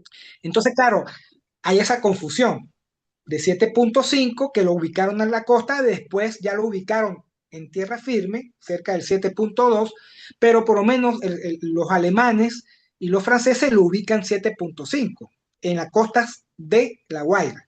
¿Por qué? Porque las mayores afectaciones, las mayores deformaciones, desplazamientos están allí. Claro. Pero a este momento, pues no está claro hacia dónde se ubica ese 7.5. Cualquier hipótesis de nuestros colegas que puedan decir por qué esas afectaciones que hubo en La Guaira Ujú. ocurrieron con el epicentro en Yaracuy, en San Felipe, pues es válida. Pero te voy a decir algo que es una incógnita y bueno, te lo puedes preguntar de repente a los ingenieros civiles o de repente a los ingenieros en sísmica. ¿Cómo es posible que nosotros estamos en Yaracuy, en ese 7.5, Sí. y hacia donde está La Guaira hay aproximadamente unos 7 8 150 kilómetros, inclusive hay algunos que lo miden 200 kilómetros? Tú no me, o sea, ¿cómo es posible? Y sí los hay. Esos sedimentos que hay en La Guaira, Ujú. por supuesto, que no son de costa, seguramente entre Yaracuy y La Guaira tiene que haber esos sedimentos. ¿Por Claro. qué esos suelos que están allí no se comportaron como los de La Guaira? O por lo menos no hubo afectaciones. Entonces uno dice, bueno, pero puede ser que de repente, entonces uno dice, bueno, si es así, entonces el epicentro no fue allí. Entonces tiene razón lo que dicen los alemanes y los franceses, donde el epicentro fue frente a La Guaira. Pero otros dicen, no, pero es que la frecuencia, la amplitud de la onda, etcétera, etcétera, pudo ver que afectado o no afectado también, porque hay que aclarar que la onda sísmica, cuando ella viaja en la roca, ella viaja con más velocidad, pero menor amplitud, y ella se va atenuando. En Ok. cambio, esa onda sísmica, cuando llega a sedimento suelto, disminuye la velocidad y amplifica la onda. Entonces, claro, esa amplificación de la onda es lo que hace que los suelos se tambaleen y se estabilicen, que es lo que pasó en La Guaira, ¿no? Sí, Entonces, claro. como le digo, son muchos factores que se pueden ocurrir. Lamentablemente, como le dije yo al principio, pues todos los planetas se alinearon en La Guaira y ocurrió lo que ocurrió. Sí, creo que sabemos un poco que ocurrió un poco de todo. Pero hablando del tsunami, ¿eso era una probabilidad que existiese un tsunami y que había peligro de tsunami hacia Dominicana, o esas zonas por ahí del Caribe, con este Bueno, doble inclusive si tú, terremoto? sí, fíjate, inclusive si tú ves hacia la zona de Trinidad y Tobago, donde las autoridades reportaron de que el mar se retiró, ¿no? Sí. Claro, no es que el mar se retiró, sino que seguramente ahí había un volcán de lodo que Ujú. emergió. Entonces lo que hizo fue levantar la corteza, la corteza, y claro, al levantarse, el mar Claro. se retira, es porque seguramente ya había un proceso de movimiento de suelo, de liquefacción. Nosotros que estuvimos allá, pues entrevistamos a la gente, sobre todo a los militares que estaban en guardacostas y en la escuela naval, pero también algunos habitantes, y ellos sí vieron que el mar se retiró. O sea, el momento de los sismos, porque fue a las 6:04 minutos, ellos sí vieron que el mar se retiró unos cuantos centímetros, no fue mucho. Algunos dicen que se retiró 1 metro, otros dicen que se retiró 2 metros, y posteriormente sí hubo una ola pequeña. Puede ser tsunami, pero eso es explicable por lo siguiente. Fíjate, como te dije al principio de la entrevista, la falla de San Sebastián es un movimiento de horizontalidad, de transformación, de transcurrencia. Ok, Para que haya un tsunami, aparte, tiene que tener un movimiento vertical. Ese movimiento ok. vertical es el que hace que se genere ese tsunami. Por los mecanismos focales, que son esas pelotitas de playa que nosotros vemos cuando los sistemas geológicos mandan la Ujú. información, ese es el mecanismo del movimiento de la falla. Uno ve allí que la falla fue netamente destral, que llaman movimiento destral, o sea que digamos, la placa del Caribe se movió hacia el este y la placa suramericana se movió hacia el oeste. Ese movimiento es destral. Vemos que hay una pequeña componente vertical. Entonces, esa pequeña componente vertical que ocurrió en la falla de San Sebastián pudo haber originado ese pequeño tsunami. Pero los sistemas de alerta internacionales, cuando ya alguien, algún organismo internacional, coloca el 7.5 en las costas, en el mar, Ujú. ellos tienen que prever, ellos por obligación tienen que mandar la alerta de tsunami para Ah, que la ok. gente tome precaución, ¿sí? Claro. A pesar de que el mecanismo focal, cuando pasó el tiempo y ellos por la batimetría y por los satélites vieron que no se generó ondas u olas que Ujú. pudiesen generar tsunami, ellos lo cancelaron esa alerta. Inclusive ya antes de las 8 de la noche, ya esos países de Puerto Rico, Dominicana, Haití, y ellos ya habían cancelado la alerta tsunami. Porque precisamente ya se detectó que la falla que originó ese sismo era una falla de transcurrencia, era horizontal. Claro, era más Entonces, por protocolo, ¿no? Por por cuidado, por si protocolo. acaso. Sí, sí, por protocolo. Ahí en esos países se activaron el protocolo de tsunami porque, como le dije al principio, esos organismos ubicaron el epicentro, el 7.5, en el mar. Claro, claro. Claro, entonces cuando ocurre este tipo de, bueno, este tipo no, cuando ocurre un terremoto en general, ¿qué más debemos esto, o bueno, yo no, qué más deben estudiar como consecuencia, que hay que prestar atención incluso a nivel geológico, cuando qué movimiento, qué se desajustó por allí, qué ocasionó, porque apareció ese volcán de lodo, era Sí, en otro ¿qué lado, se ajá. estudia después de un terremoto a nivel Claro, geológico? por ejemplo, nosotros lo vimos Mm, en toda la playa, inclusive en las playas de Naiguatá, en las playas de Camurichico, que son playas que están cercanas en La Guaira. Nosotros vimos esos volcanes de lodo que vimos que de repente que vieron en Trinidad y Tobago, pero en menor magnitud.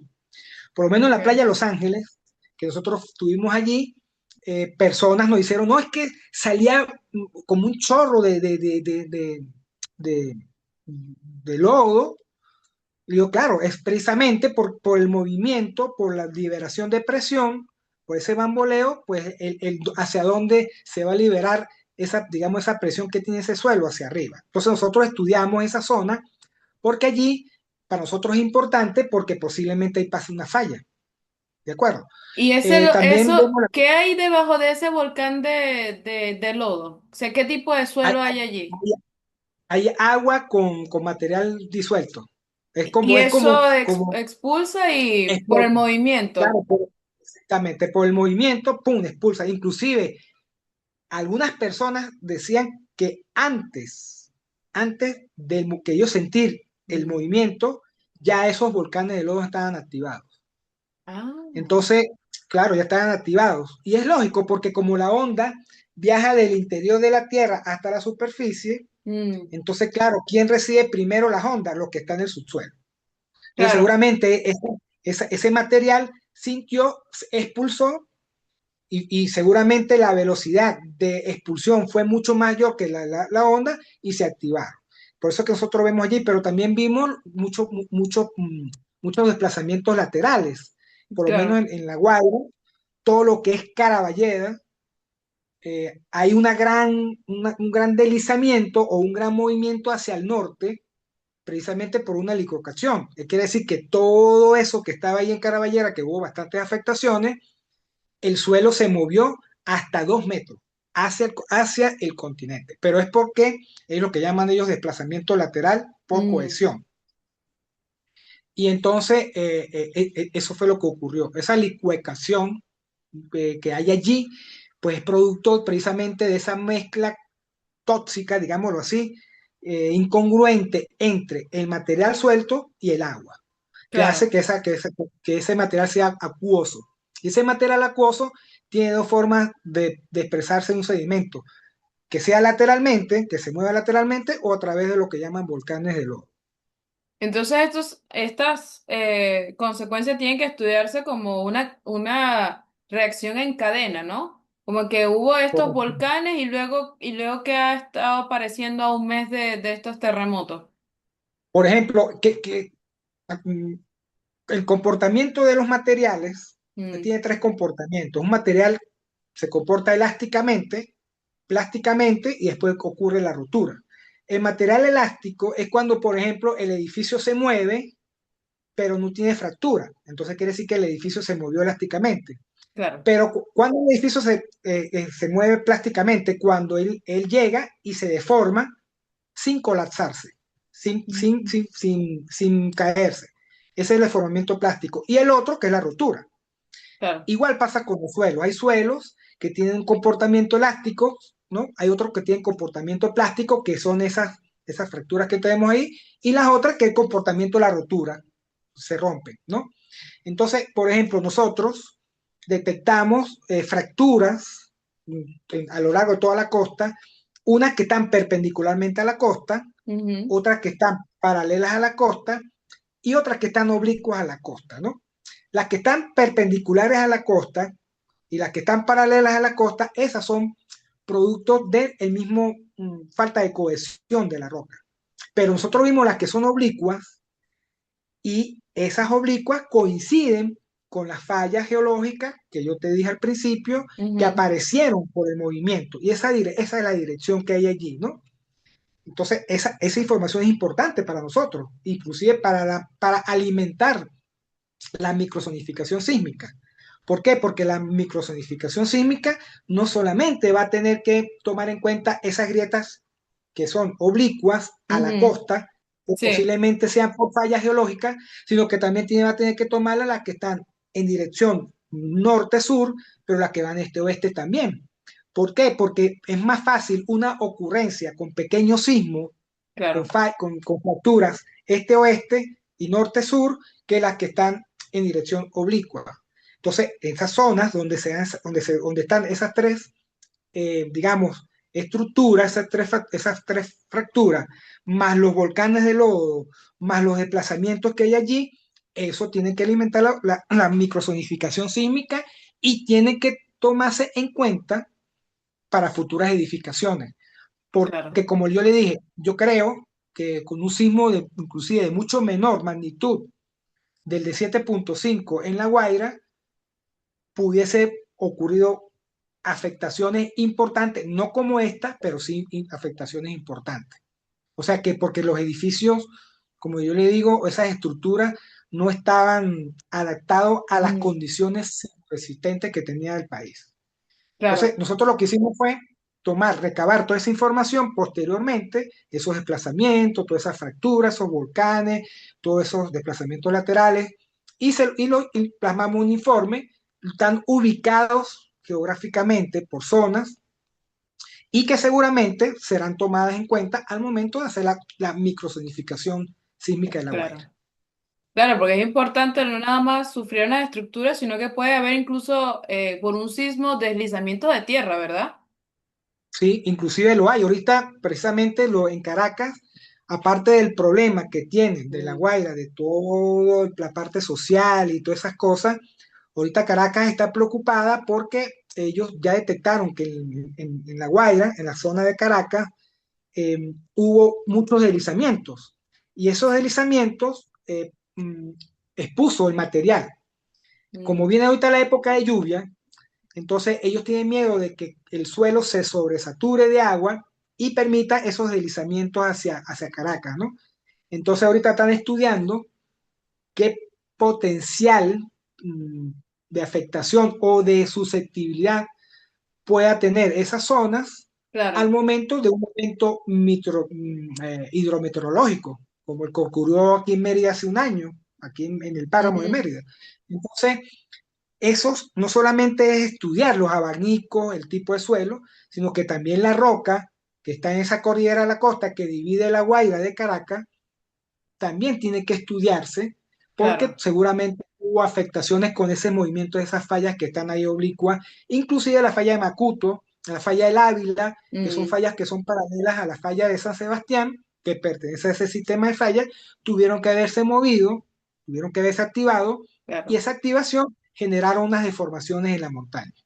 Claro, cuando ocurren estos eventos, incluso me imagino que con el sismo, no nada más con terremotos, se tiene que mantener un estudio de qué pasa con la falla, qué movimientos hay, qué pasa con los suelos, cómo se comportan, porque no todos los suelos en Venezuela tienen construcción encima. Algunos No, todo. están baldíos, algunos están en otra zona, incluso puede ceder montañas, me imagino también, que haya una fractura por allí o algo. Porque de Correcto. hecho, de donde yo soy, que es ahí en Barcelona, Puerto la Cruz Lechería, esa zona, hay una zona de montaña, se llama El Morro, y eso tiene allí peligro de que no puedes construir edificaciones muy grandes porque ese suelo allí puede ceder. Entonces, me imagino que debe haber esos estudios de ver qué otras estructuras que no sean construcciones sufrieron. Porque de Claro. allí también puede haber deslizamientos grandes de montañas, ¿cierto? Sí, porque ahí hay, o sea, esos deslizamientos están como en equilibrio precario, digámoslo así. Es Ok. decir, que ni me mires, porque si me miras, me colapso, ¿no? Es allí Ajá. donde está ahorita el estudio que están haciendo en Caracas, precisamente porque esas afectaciones que hubo con el sismo pudieron haber generado eso que está allí. Entonces, es un trabajo largo, y bueno, lo que tú te refieres al Morro de Puerto La Cruz, creo que es, Ujú. ese Morro de Sí, Puerto La Cruz en su base es roca. ¿Sí? Hay roca allí y en su parte claro. superior sí es sedimento, ¿no? Sí. Claro, pero por ser un parque nacional, Ujú. tiene sus restricciones para construcción, ¿sí? Yo creo que todo lo que tenga que ver en las costas, pues usted puede construir, pero hay que, hay que tener la conciencia de que por lo menos toda esa zona de la costa, inclusive nosotros tenemos no tenemos la presunción, pero por ejemplo, la falla del Pilar, que es una falla importante, inclusive más peligrosa que la falla de San Sebastián, pudo haber sido afectada con este movimiento, ¿no? Entonces, ¿qué Ujú. pasa?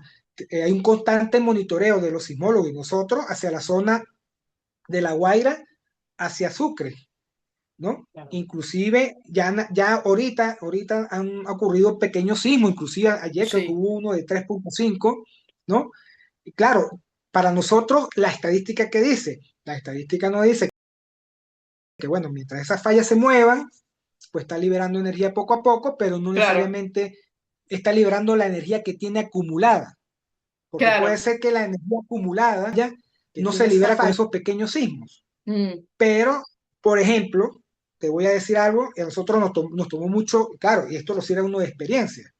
Fíjate, si nosotros agarramos el mapa de Venezuela y vemos lo que es el occidente, vemos que en Mene Grande hubo ese sismo en septiembre de 5,1. Posteriormente, hasta este año, hasta junio, Ujú.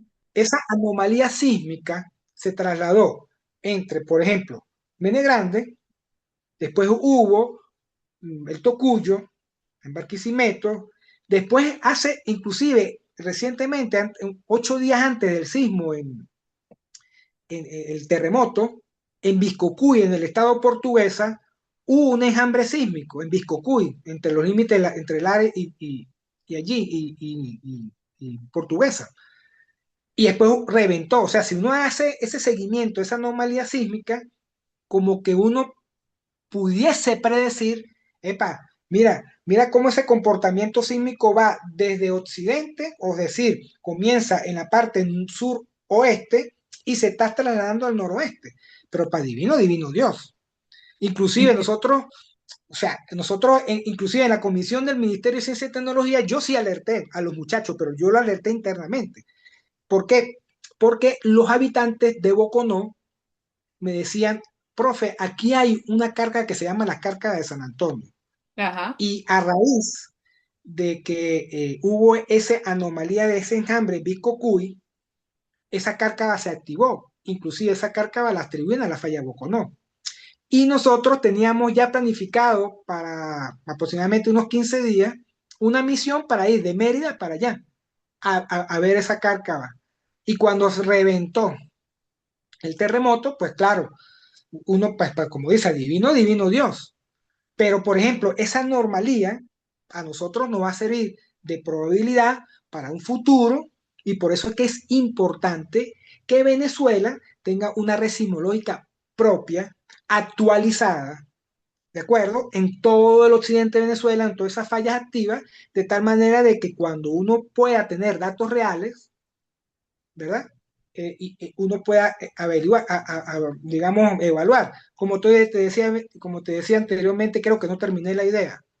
En Ujú, Venezuela hay como un ujú, celo entre las mismas instituciones del Estado. O sea, ¿cómo es posible que nosotros tenemos que solicitarle a Fumbici unos datos y nos dicen, no, nosotros no podemos suministrarlo porque son secretos de Estado? Por Dios, ¿cómo que secreto de Estado? O sea, esa información. Nosotros no pudimos tener acceso como Ministerio de Ciencia y Tecnología a los acelerogramas. ¿De acuerdo? No pudimos tener el mapa de intensidad. Porque tú sabes que, como te dije, yo tengo el epicentro y ese mapa claro. de intensidad de magnitudes, a medida que yo me voy alejando del epicentro, él debería ir disminuyendo. Pero él tiene como unas líneas donde nos dicen dónde va. No lo pudimos porque es supuestamente secreto de Estado. Y entonces yo le decía al jefe ya del ministerio, decía yo, me dice, pero es que eso no es de ahorita, eso es toda la vida. O sea, desde que Fumbici está allí, eso es un celo, ¿no? Entonces, claro, es precisamente porque y ahorita lo vimos, ahorita hay un protagonismo, Anaí, increíble.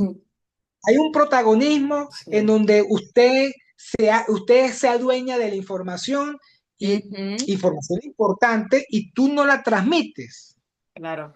Y yo le decía, pero eso no es así, ¿ves? Entonces, para nosotros poder, por lo menos, decir o alertar, decir, mira, hay una anomalía sísmica en esa zona que probabilísticamente no ha ocurrido en tiempo, bueno, hay que tomar la previsión, Claro, ¿no? claro. Pero eso, para nosotros poder tener eso, pues tenemos que tener la red sismológica actualizada. Por supuesto. Y no solamente actualizada.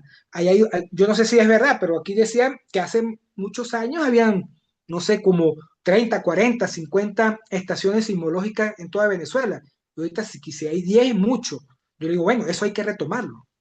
Eso hay que reforzarlo, hay que formularlo y volver a retomar esa red sismológica de tal manera de que ahora con todos los estudios, con Mm. todos los avances tecnológicos, pues nosotros que trabajamos en eso pudiéramos de algún modo dar una probabilidad de cuándo, no cuándo, pero dónde pudiese ocurrir un sismo. ¿Ve? Pero bueno, Bueno. eso digamos, por ahora, pues eso es lo que se tiene y Hay que veremos qué es lo que... trabajar, hay que trabajar con lo que se tiene. Así es, así es. Y volviendo al tema de las fallas, ¿cómo se determina qué falla es más peligrosa que la otra? Porque eso yo no lo había tenido en cuenta. Me imagino que debe ser algo natural, pero no, yo no lo tenía en cuenta de que una puede ser más peligrosa que la otra. No, todas las fallas son peligrosas, Ok. todas, porque inclusive, porque si tú agarras los epicentros de las fallas Ujú, que ocurrieron en el sismo en Mene Grande, no son fallas tan importantes como la de falla Boconó. Las ok. fallas que originaron los sismos en Mene Grande fueron las fallas de Burro Negro, ¿de acuerdo? La falla de Mene Grande, que son fallas locales, o sea, son fallas locales, no como la falla de Boconó, que la falla de Boconó es regional. O sea, Ya. todas las fallas son peligrosas, unas más que otras. Pero, por ejemplo, para más aclarar tu pregunta, una falla regional como la falla de Boconó es muy peligrosa porque está afectando todos los estados. Está afectando Mm, Táchira, Mérida, Trujillo, Yaracuy, Barquisimeto, Lara, todas esas zonas. Pero, por ejemplo, la falla esa de Burro Negro o de Mene Grande, que son fallas locales, solamente estaban en Maracaibo, frente a la costa oriental. Y esas fueron las ya. que originaron el sismo. Entonces, todas las fallas es una amenaza, pero Ok. tú puedes, dependiendo de esa amenaza, tú puedes construir y tú puedes adaptarte a ella. Pero generalmente las fallas más importantes son las que atraviesan geográficamente mayor territorio. Por ejemplo, la falla de Ocacón es una falla que atraviesa prácticamente todo el norte de Maracaibo y parte de Falcón. Esa es una falla importante. La falla San Mm, Sebastián, toda la costa, con la falla del Pilar. La falla Boconó. Pero también hay otras fallas, como la falla de la Victoria, que está en Maracay. Está la falla de Guayamal, también, que son fallas importantes. O las fallas que existen en Caracas, que está la falla de Macuto, la falla del Ávila, que son fallas, digamos, que no son tan, digamos, regionalmente tan extensas, pero que son importantes. Entonces, todas las fallas es como un tren. Si tú tienes un tren y tienes unos vagones más pequeños y unos más grandes, Sí. pero de repente ese vagón pequeño, pues, si se descarrila, puede afectar a los más grandes, Mm, pero también los grandes pueden afectar a esos más pequeños. Entonces, no hay que subestimar las fallas. Todas las fallas son peligrosas y son importantes estudiar. claro, me imagino que no se descarta que esa falla allí de que va hacia Sucre libere energía. Se está estudiando eso, se está tomando en cuenta. Hay Sí, probabilidades medias bajas, espero, ¿no? O son sí, probabilidades. claro, como te digo, ahorita está temblando en esa zona y no quiere decir que haya Sí. habido un terremoto, pero sí han habido unas réplicas, o sea, unos movimientos, y no solamente después del terremoto de 24 de junio, sino en todo el tiempo ha ocurrido pequeños sismos, inclusive sismos mayores de 3.5. Entonces, Sí. pues, que son normales. Inclusive, fíjate, si nosotros vemos el mapa de sismicidad que yo publiqué por Instagram, Ujú. vemos que, por ejemplo, tenemos el epicentro en Yamare, que ahí hay una nube de puntos de sismo, de frecuencia, de aparición, pero también de magnitud, pero en La Guaira hay otro. De los dos, ¿cuál es el que tiene mayor actividad? El de La Guaira. ¿Qué es lo que dice generalmente las estadísticas, las probabilidades? Es que a medida que pasa el tiempo, ese enjambre sísmico que está en La Guaira se vaya trasladando hacia el oeste, es decir, hacia las costas de Maracay, Puerto Cabello, ¿verdad? Porque seguramente ahí va a haber como pues ahí se está ajustando. Y efectivamente, hoy comenzaron, bueno, no desde hoy, ya tiene tiempo que ya la frecuencia de los sismos en frente a las costas de Maracay y de Carabobo han aumentado. Entonces, eso quiere decir que la liberación o la estabilización se está yendo es hacia el oeste de Venezuela, no al este, ¿de acuerdo? Porque quiere decir, Mm, entonces, lógicamente, lo que estamos diciendo es que se liberó la energía, se concentró en La Guaira, pero es muy probable que esa liberación de energía pues también no afectó la falla del Pilar en las costas de Barcelona, de Sucre, Maturín, todas esas zonas, ¿no? Pero lo que dice la probabilidad es que esos sismos que están ocurriendo ahorita vayan hacia el oeste. Es decir, que llega un momento de que se van a trasladar es hacia la zona de Maracay, inclusive a las costas de Falcón se pueden inclusive encontrar. Mm, Como te dije, que pueda ocurrir un evento sísmico en el oriente de Venezuela. Bueno, lo tuvimos en el año 1997 por la de Cariaco.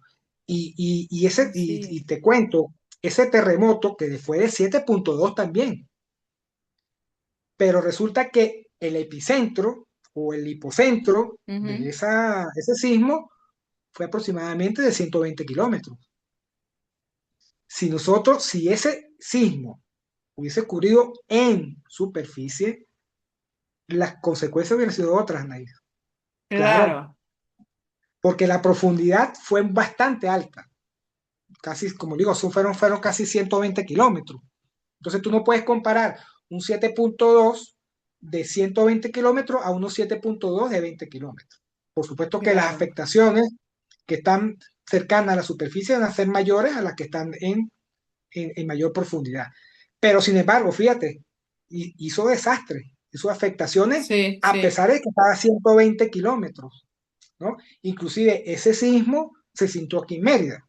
Mm, Y es lógico, porque mientras más profundo sea, las ondas viajan más lejanas y uno las siente, ¿no? Entonces, todo el mundo dice la diferencia, dice, bueno, pero si en Sucre, allá en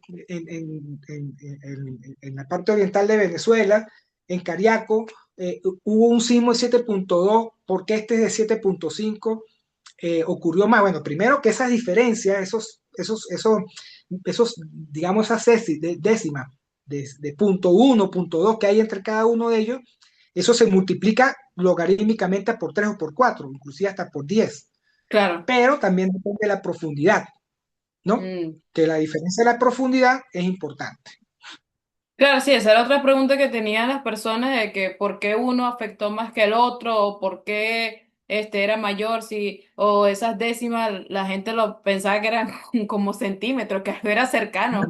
Y, y me imagino No, yo me imaginé por lógica que cuando uno escucha de un terremoto, siempre estas décimas son cortas. Yo digo, bueno, ahí debe haber como los años de no. perro, que en humanos es humano, Así pero es, por perro es como por siete más o años. menos, sí, más o Claro. menos. Entonces, otra de que me pregunta de las preguntas que me surge es que, bueno, el de Cariaco, como digo yo estaba presente pero no consciente, tenía yo 1 año de edad, así que Ah, no, bueno, entonces, muy jovencita. sí, no conozco, pero entonces considera, va la pregunta a tema personal, ¿considera usted que sí hemos estado viviendo toda una vida con ese peligro a la sombra de que somos un país sísmico y no nos estaban tratando como un país sísmico? Correcto. Ese es un error de todos los gobernantes. Y estamos hablando Sí, de los que están de turno, sino de todos. claro, Nosotros de porque ahora el en otro adelante, grande en el 67, ¿no? 68 no ocurrió en este gobierno, exactamente, ocurrió en otro gobierno. correcto, correcto, correcto. O sea, ¿qué es lo que pasa? Creo que ahora sí, con esto, sí nos van a tomar, o sea, sí van a decir que Gloria a este es un Dios. país sísmico. Ajá. Tiene que ser así, ¿no? Tiene Público y que ser así. Es notorio. más, claro, porque es como decir, o sea, no a uno a veces uno dice, bueno, pero es que usted puede decir cosas, pero los hechos, los hechos Claro, demuestran que Venezuela es un país sísmico. Y inclusive te voy a decir algo mucho más allá. No solamente es un país sísmico, es un país muy complejo tectónicamente. Porque si tú estudias la parte de geología estructural en la parte de occidente de Venezuela, aparte de esas placas tectónicas que está entre el Caribe y Suramericana, hay otros bloques, otros pedazos de, de rompecabezas, ujú, ¿verdad?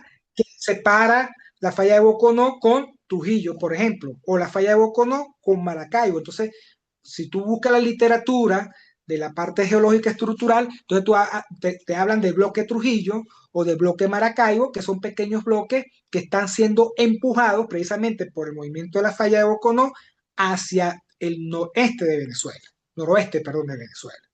Entonces, eh, ya con esa configuración que uno ve, es que tú puedes ver los mapas, si tú puedes, como digo, tú puedes agarrar, inclusive el mapa de Fumbisi, tú agarras el mapa de Fumbisi y tú ves la complejidad de las fallas geológicas que marca Fumbisi en el occidente de Venezuela y en el norte costero de Venezuela, ya eso es para decir que Venezuela es una zona es sísmica y que deberíamos tomar en consideración. Es como decir, los colegas decían, va a venir el lobo, viene el lobo, viene el lobo, ujú. y cuando llegó el lobo, fíjate, te diste cuenta. Entonces ahora, con este terremoto que hubo en La Guaira, que no solamente hay que considerar que también en Maracay, en Carabobo, en Falcón, hubo afectaciones y también hubo muertos, Sí, pues entonces ahora, claro, lo que pasó fue que en La Guaira, ¿verdad?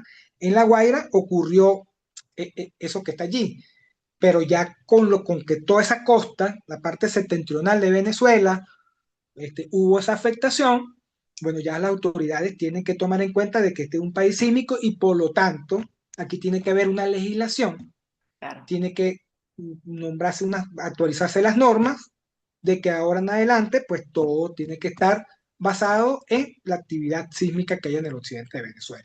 Actualización de microsignificaciones sísmicas no solamente en la parte costera, sino también tiene que ser en la parte de Barquisimeto, Maracaibo. Mire, a veces hay que ser responsable de lo que uno dice. Yo soy muy responsable de lo que yo digo, ¿no? Porque todo el mundo me dice, por ejemplo, eh, ¿por qué me llegó la alerta en el celular? O sea, que sí se puede predecir los terremotos. Le digo, no. Lo que pasa es que hay que entender de que cuando hubo ese momento, ese epicentro, el teléfono, sobre todo los androides, tiene un acelerómetro, que es para poder voltear y todas esas cosas. O sea, hay muchos videos que uno puede buscar por internet sobre eso. ¿Qué es lo Ok. que pasa? Cuando la onda que detecta el teléfono viaja más rápido que la onda sísmica. Y eso que la onda sísmica puede viajar de 8 kilómetros por segundo, ¿no? 8 kilómetros por segundo. Pero imagínate, Wow. pero la frecuencia del teléfono viaja mucho más rápido. Por eso es que aquí en Mérida a las personas le dieron como unos 20, 25 segundos después que recibió la alerta de actuar. Entonces por allá alguien dijo, yo entiendo que las autoridades tienen que calmar. Decían, no, es que Maracay es una zona muy segura sísmicamente. No sabe lo que dice. Maracaibo, a pesar de que es plano, Ujú. pero resulta que en la periferia de Maracaibo, hacia la Sierra de Perijá, está la falla Santa Marta, que es una falla regional que comienza en Colombia. Está la falla Ocacón, que está en el norte, pero es que hay una falla importante, que es la falla de Icotea, que atraviesa todo el lago de Maracaibo. Entonces, Wow. en cambio de tú tranquilizar a la población, lo que estás es engañándola. Claro. Porque más bien tú tienes que decir, no, hay unas fallas importantes que, bueno, que vamos a estudiarlas, las vamos a tratar y que seguramente, bueno, vamos a hacer una microsonificación sísmica como efectivamente lo está haciendo. Por lo menos, fíjate, ¿por qué Fumbisis escogió ahorita Maracaibo para actualización de las redes sismológicas? Porque ellos piensan de que con este movimiento sísmico las fallas que están en el occidente de Venezuela pueden estar activadas, las que yo nombré ahorita. Ujú. Entonces, si están activas, quiere decir que puede llegar un momento que se pueden activar. Entonces, ¿qué está haciendo Fumbici ahorita? Como debe ser, como órgano rector, es que están actualizando esas redes que, gracias a la cooperación internacional, están donando y entonces ellos están colocando, y no porque me dio la gana, sino ellos están colocando de acuerdo a los estudios, a los mapas, ellos lo están colocando en sitios donde ellos creen que las fallas se pueden mover y que están activas y que esas fallas necesitan ser monitoreadas. Entonces decir Wow. que en Maracaibo no va a pasar nada, pues es como decir, no sé, es como decir, bueno, en Mérida la falla Boconó no va a hacer nada. O sea, es mentira. Entonces, todo el occidente de Venezuela, todo el occidente de Venezuela, digámoslo así, de la falla de Boconó hacia el occidente, Mm. Maracaibo, Táchira, Mérida, Trujillo, Portuguesa, Guárico, todas esas zonas están propensas a un sismo o un terremoto. ¿Por qué? Porque la complejidad estructural es importante. Ahora que me dicen, no, bueno, en Ciudad Bolívar, claro, en Ciudad Bolívar es otra cosa. En Ciudad Bolívar hay lo que llaman el escudo guayanés. Y allí, Ujú. sin embargo, dice, bueno, no hay falla, pero como es roca, de repente dice, bueno, pero las fallas ahí no ocurren. Pero sin embargo, si uno ve el histórico en Fumbisi, ahí sí, ¿no? En Guayana, en Ciudad Claro. Bolívar, de pequeñas magnitudes. O sea que nosotros no estamos exentos en cualquier parte de Venezuela de una actividad sísmica. ¿Que hay unas zonas más que otras? Sí, Claro. por supuesto, pero sí las hay. Entonces, en conclusión, yo creo que las autoridades se dieron cuenta que es preferible invertir en investigación y en prevención que post desastre. Yo no sé cuánta plata, cuánto dinero van a invertir esta gente que está ahorita en el Mm. gobierno para, no solamente para atender a los damnificados, sino después, ajá, ¿qué va a pasar con esos damnificados? ¿Dónde los va a reubicar? ¿Dónde los Claro. vas a meter? ¿Va a dar clases? Entonces, es preferible invertir en una infraestructura sismo resistente, ¿de acuerdo? Y que estar atendiendo la emergencia que se va a ir prácticamente todo el dinero. Entonces, Claro. yo creo que esto nos va a servir de lección no solamente para los que están actuando, sino para los que vengan, de que Venezuela es un país sísmicamente activo. Sí, que definitivamente el gobierno tiene que abocarse también a construir, a la prevención, porque no es nada más de que, bueno, sí, somos un país sísmico, pero por ejemplo Chile también es el país Creo que es el país que tiene más movimiento sísmico en el mundo. Japón, sí, Japón, y Japón. Y Japón Pero, pero, también. pero fíjate qué es lo que pasa. Ellos cómo han aprendido, Mm, aprendido de esto. sí, Entonces, claro, por eso es que inclusive los chilenos quieren venir para acá y vinieron los japoneses, todo el mundo, a investigar qué es lo que pasó, porque ellos necesitan actualizar claro, norma sísmica a esos países, porque como le digo, esto lo que ocurrió aquí en Venezuela fue algo tan anormal, tan extraño, que bueno, que a nosotros nos llama la atención, claro. ¿sí? Claro, por eso que todo el mundo presenta el interés de venir para acá para estudiar las estructuras, la geología y todas esas cosas. Yo creo que aparte de que el gobierno, también nosotros vamos a tener mucha ayuda internacional, sobre todo Sí, de la parte de investigación, y lo vamos a tener porque Venezuela lo requiere, ¿no? Y yo, por ejemplo, yo de toda esta tragedia, yo recalco algo que es muy importante y que es lo que tenemos que fortalecer, que es la actuación de nuestra gente, de nuestro pueblo, o sea, de los venezolanos. Mira, yo que estuve allá en La Guaira y estuve entrevistando, o sea, sin ánimo de ofender políticamente y si se atendieron a primera línea, no, yo creo que el Estado o las autoridades que estaban en Caracas ellos se enteraron como al día siguiente de lo que pasó en La Guaira, porque es que en La Guaira, y inclusive en Caracas, con el movimiento sísmico se cayeron unos edificios, entonces ellos, claro, se abocaron en atender la emergencia en Caracas, que claro. inclusive ya en Caracas, esos edificios que colapsaron, ya solamente queda el terreno, ya todos los escombros los quitaron. Mm, Yo creo que al día siguiente, cuando se dieron cuenta de la magnitud de lo que estaba ocurriendo en La Guaira, porque ellos de repente puede ser que ellos se dieron cuenta que estaba en la perimetral, en la parte de la carretera de la costa, que fue que algunos pudieron medir,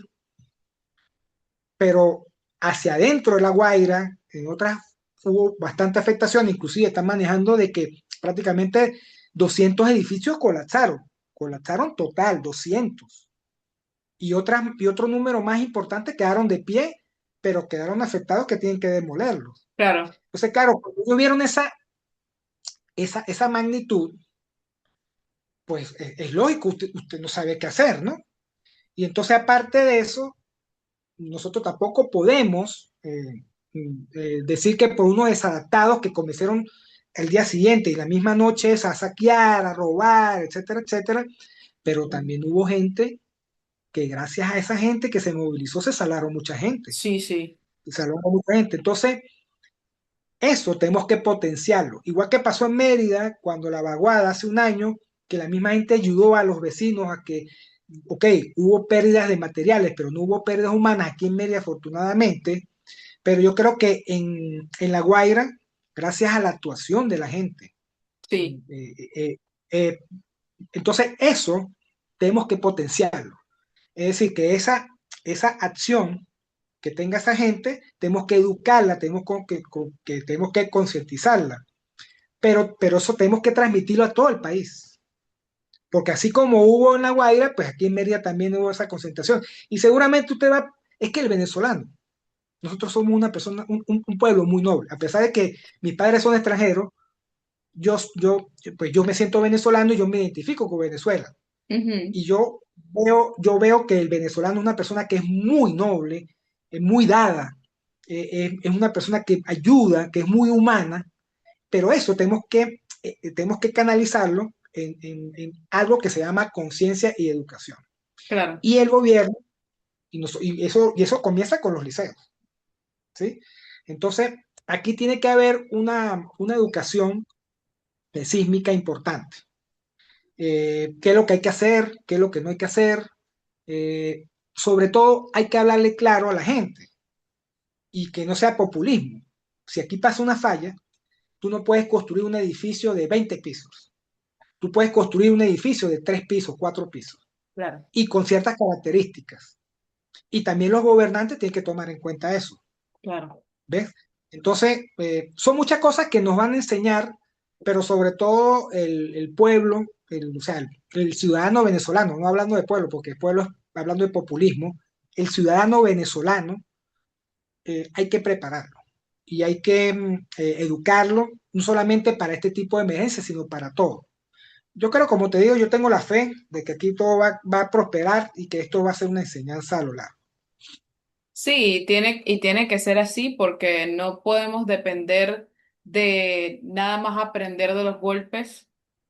También tenemos que evitar las pérdidas humanas, que fueron muchísimas en esta tragedia, que pudo evitarse con una buena ejecución de rescate, de tener disponibles hospitales, de tener disponibles servicios que pudieron evitar muchas pérdidas humanas e incluso muchas pérdidas estructurales, porque es así.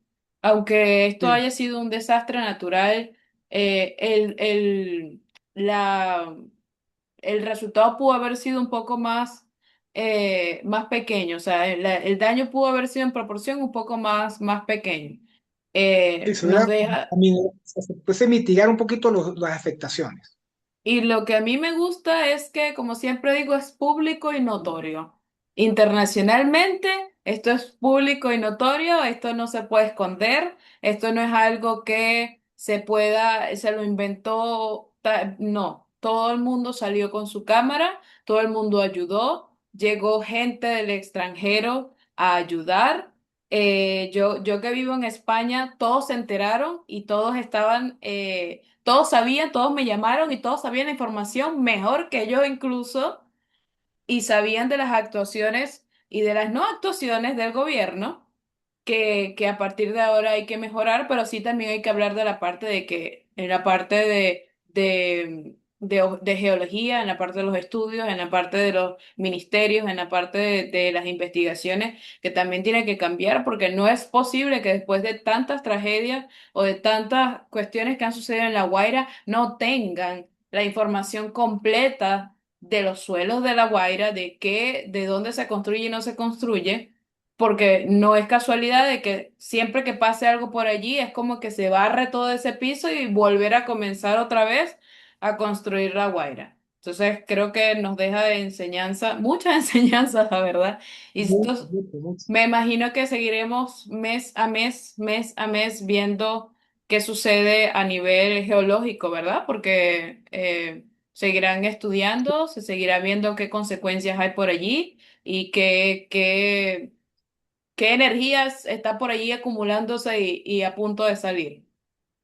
Sí, claro, ahorita, como te digo, pues apenas un mes tenemos unos datos, pero seguramente al pasar el tiempo, esos datos se van a ir actualizando y esos datos que se van actualizando, pues van alimentando esa Claro, hipótesis que nosotros tenemos, ¿no?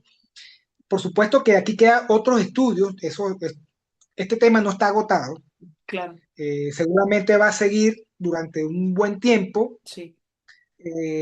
y seguramente voy a tener que viajar otra vez para allá porque hay otros datos que hay que tomar en post, evento.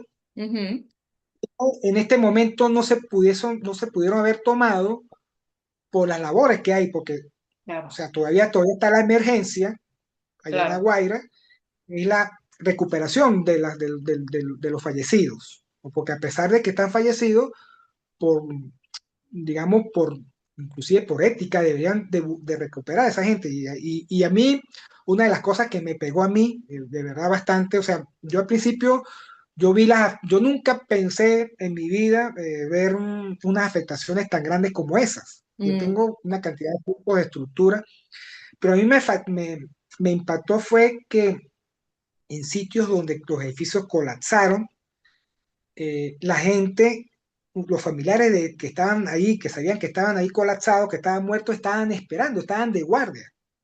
Ellos decían, nosotros queremos recuperar a nuestros familiares que fallecidos, queremos darles sepultura.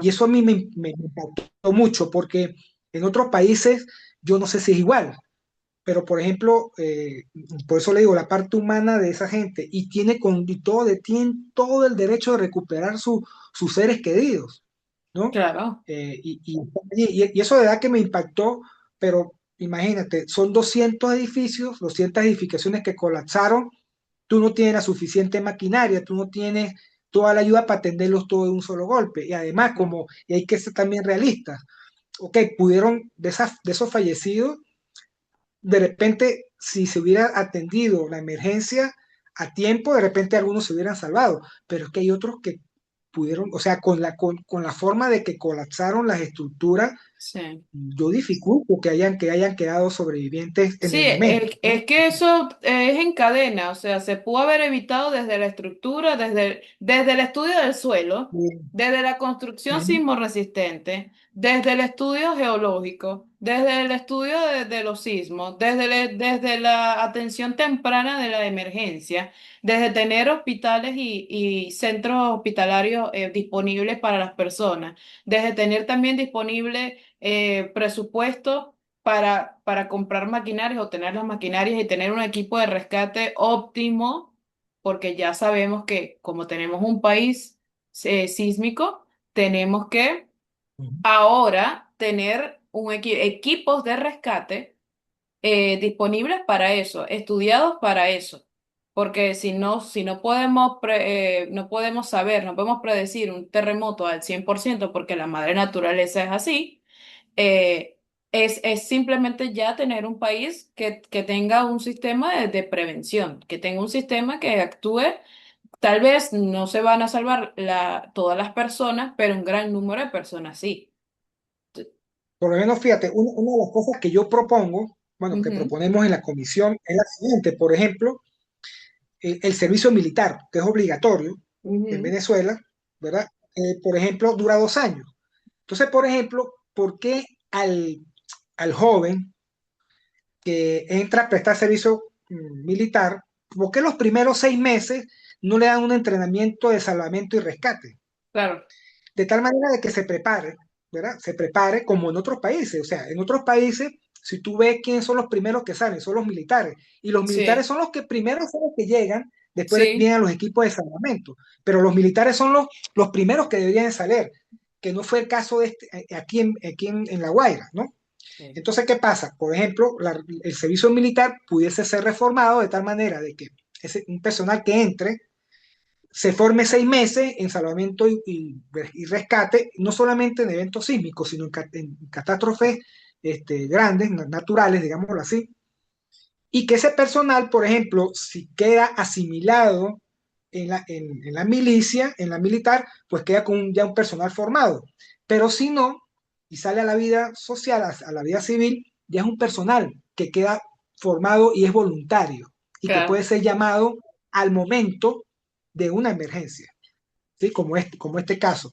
Entonces, hay muchas cosas, hay muchas propuestas que se tienen que hacer y ojalá que, bueno, que digamos que los políticos que tienen, digamos, ese poder de decisión, pues lo tomen en cuenta, ¿no? Pero esa sería una alternativa. La otra alternativa es irnos para los colegios, ¿sí? Para ir para También. los colegios, exactamente, formar a los chamos. Usted sabe que los chamos cuando son pequeños son unas esponjitas y ellas absorben todo. Entonces, bueno, vamos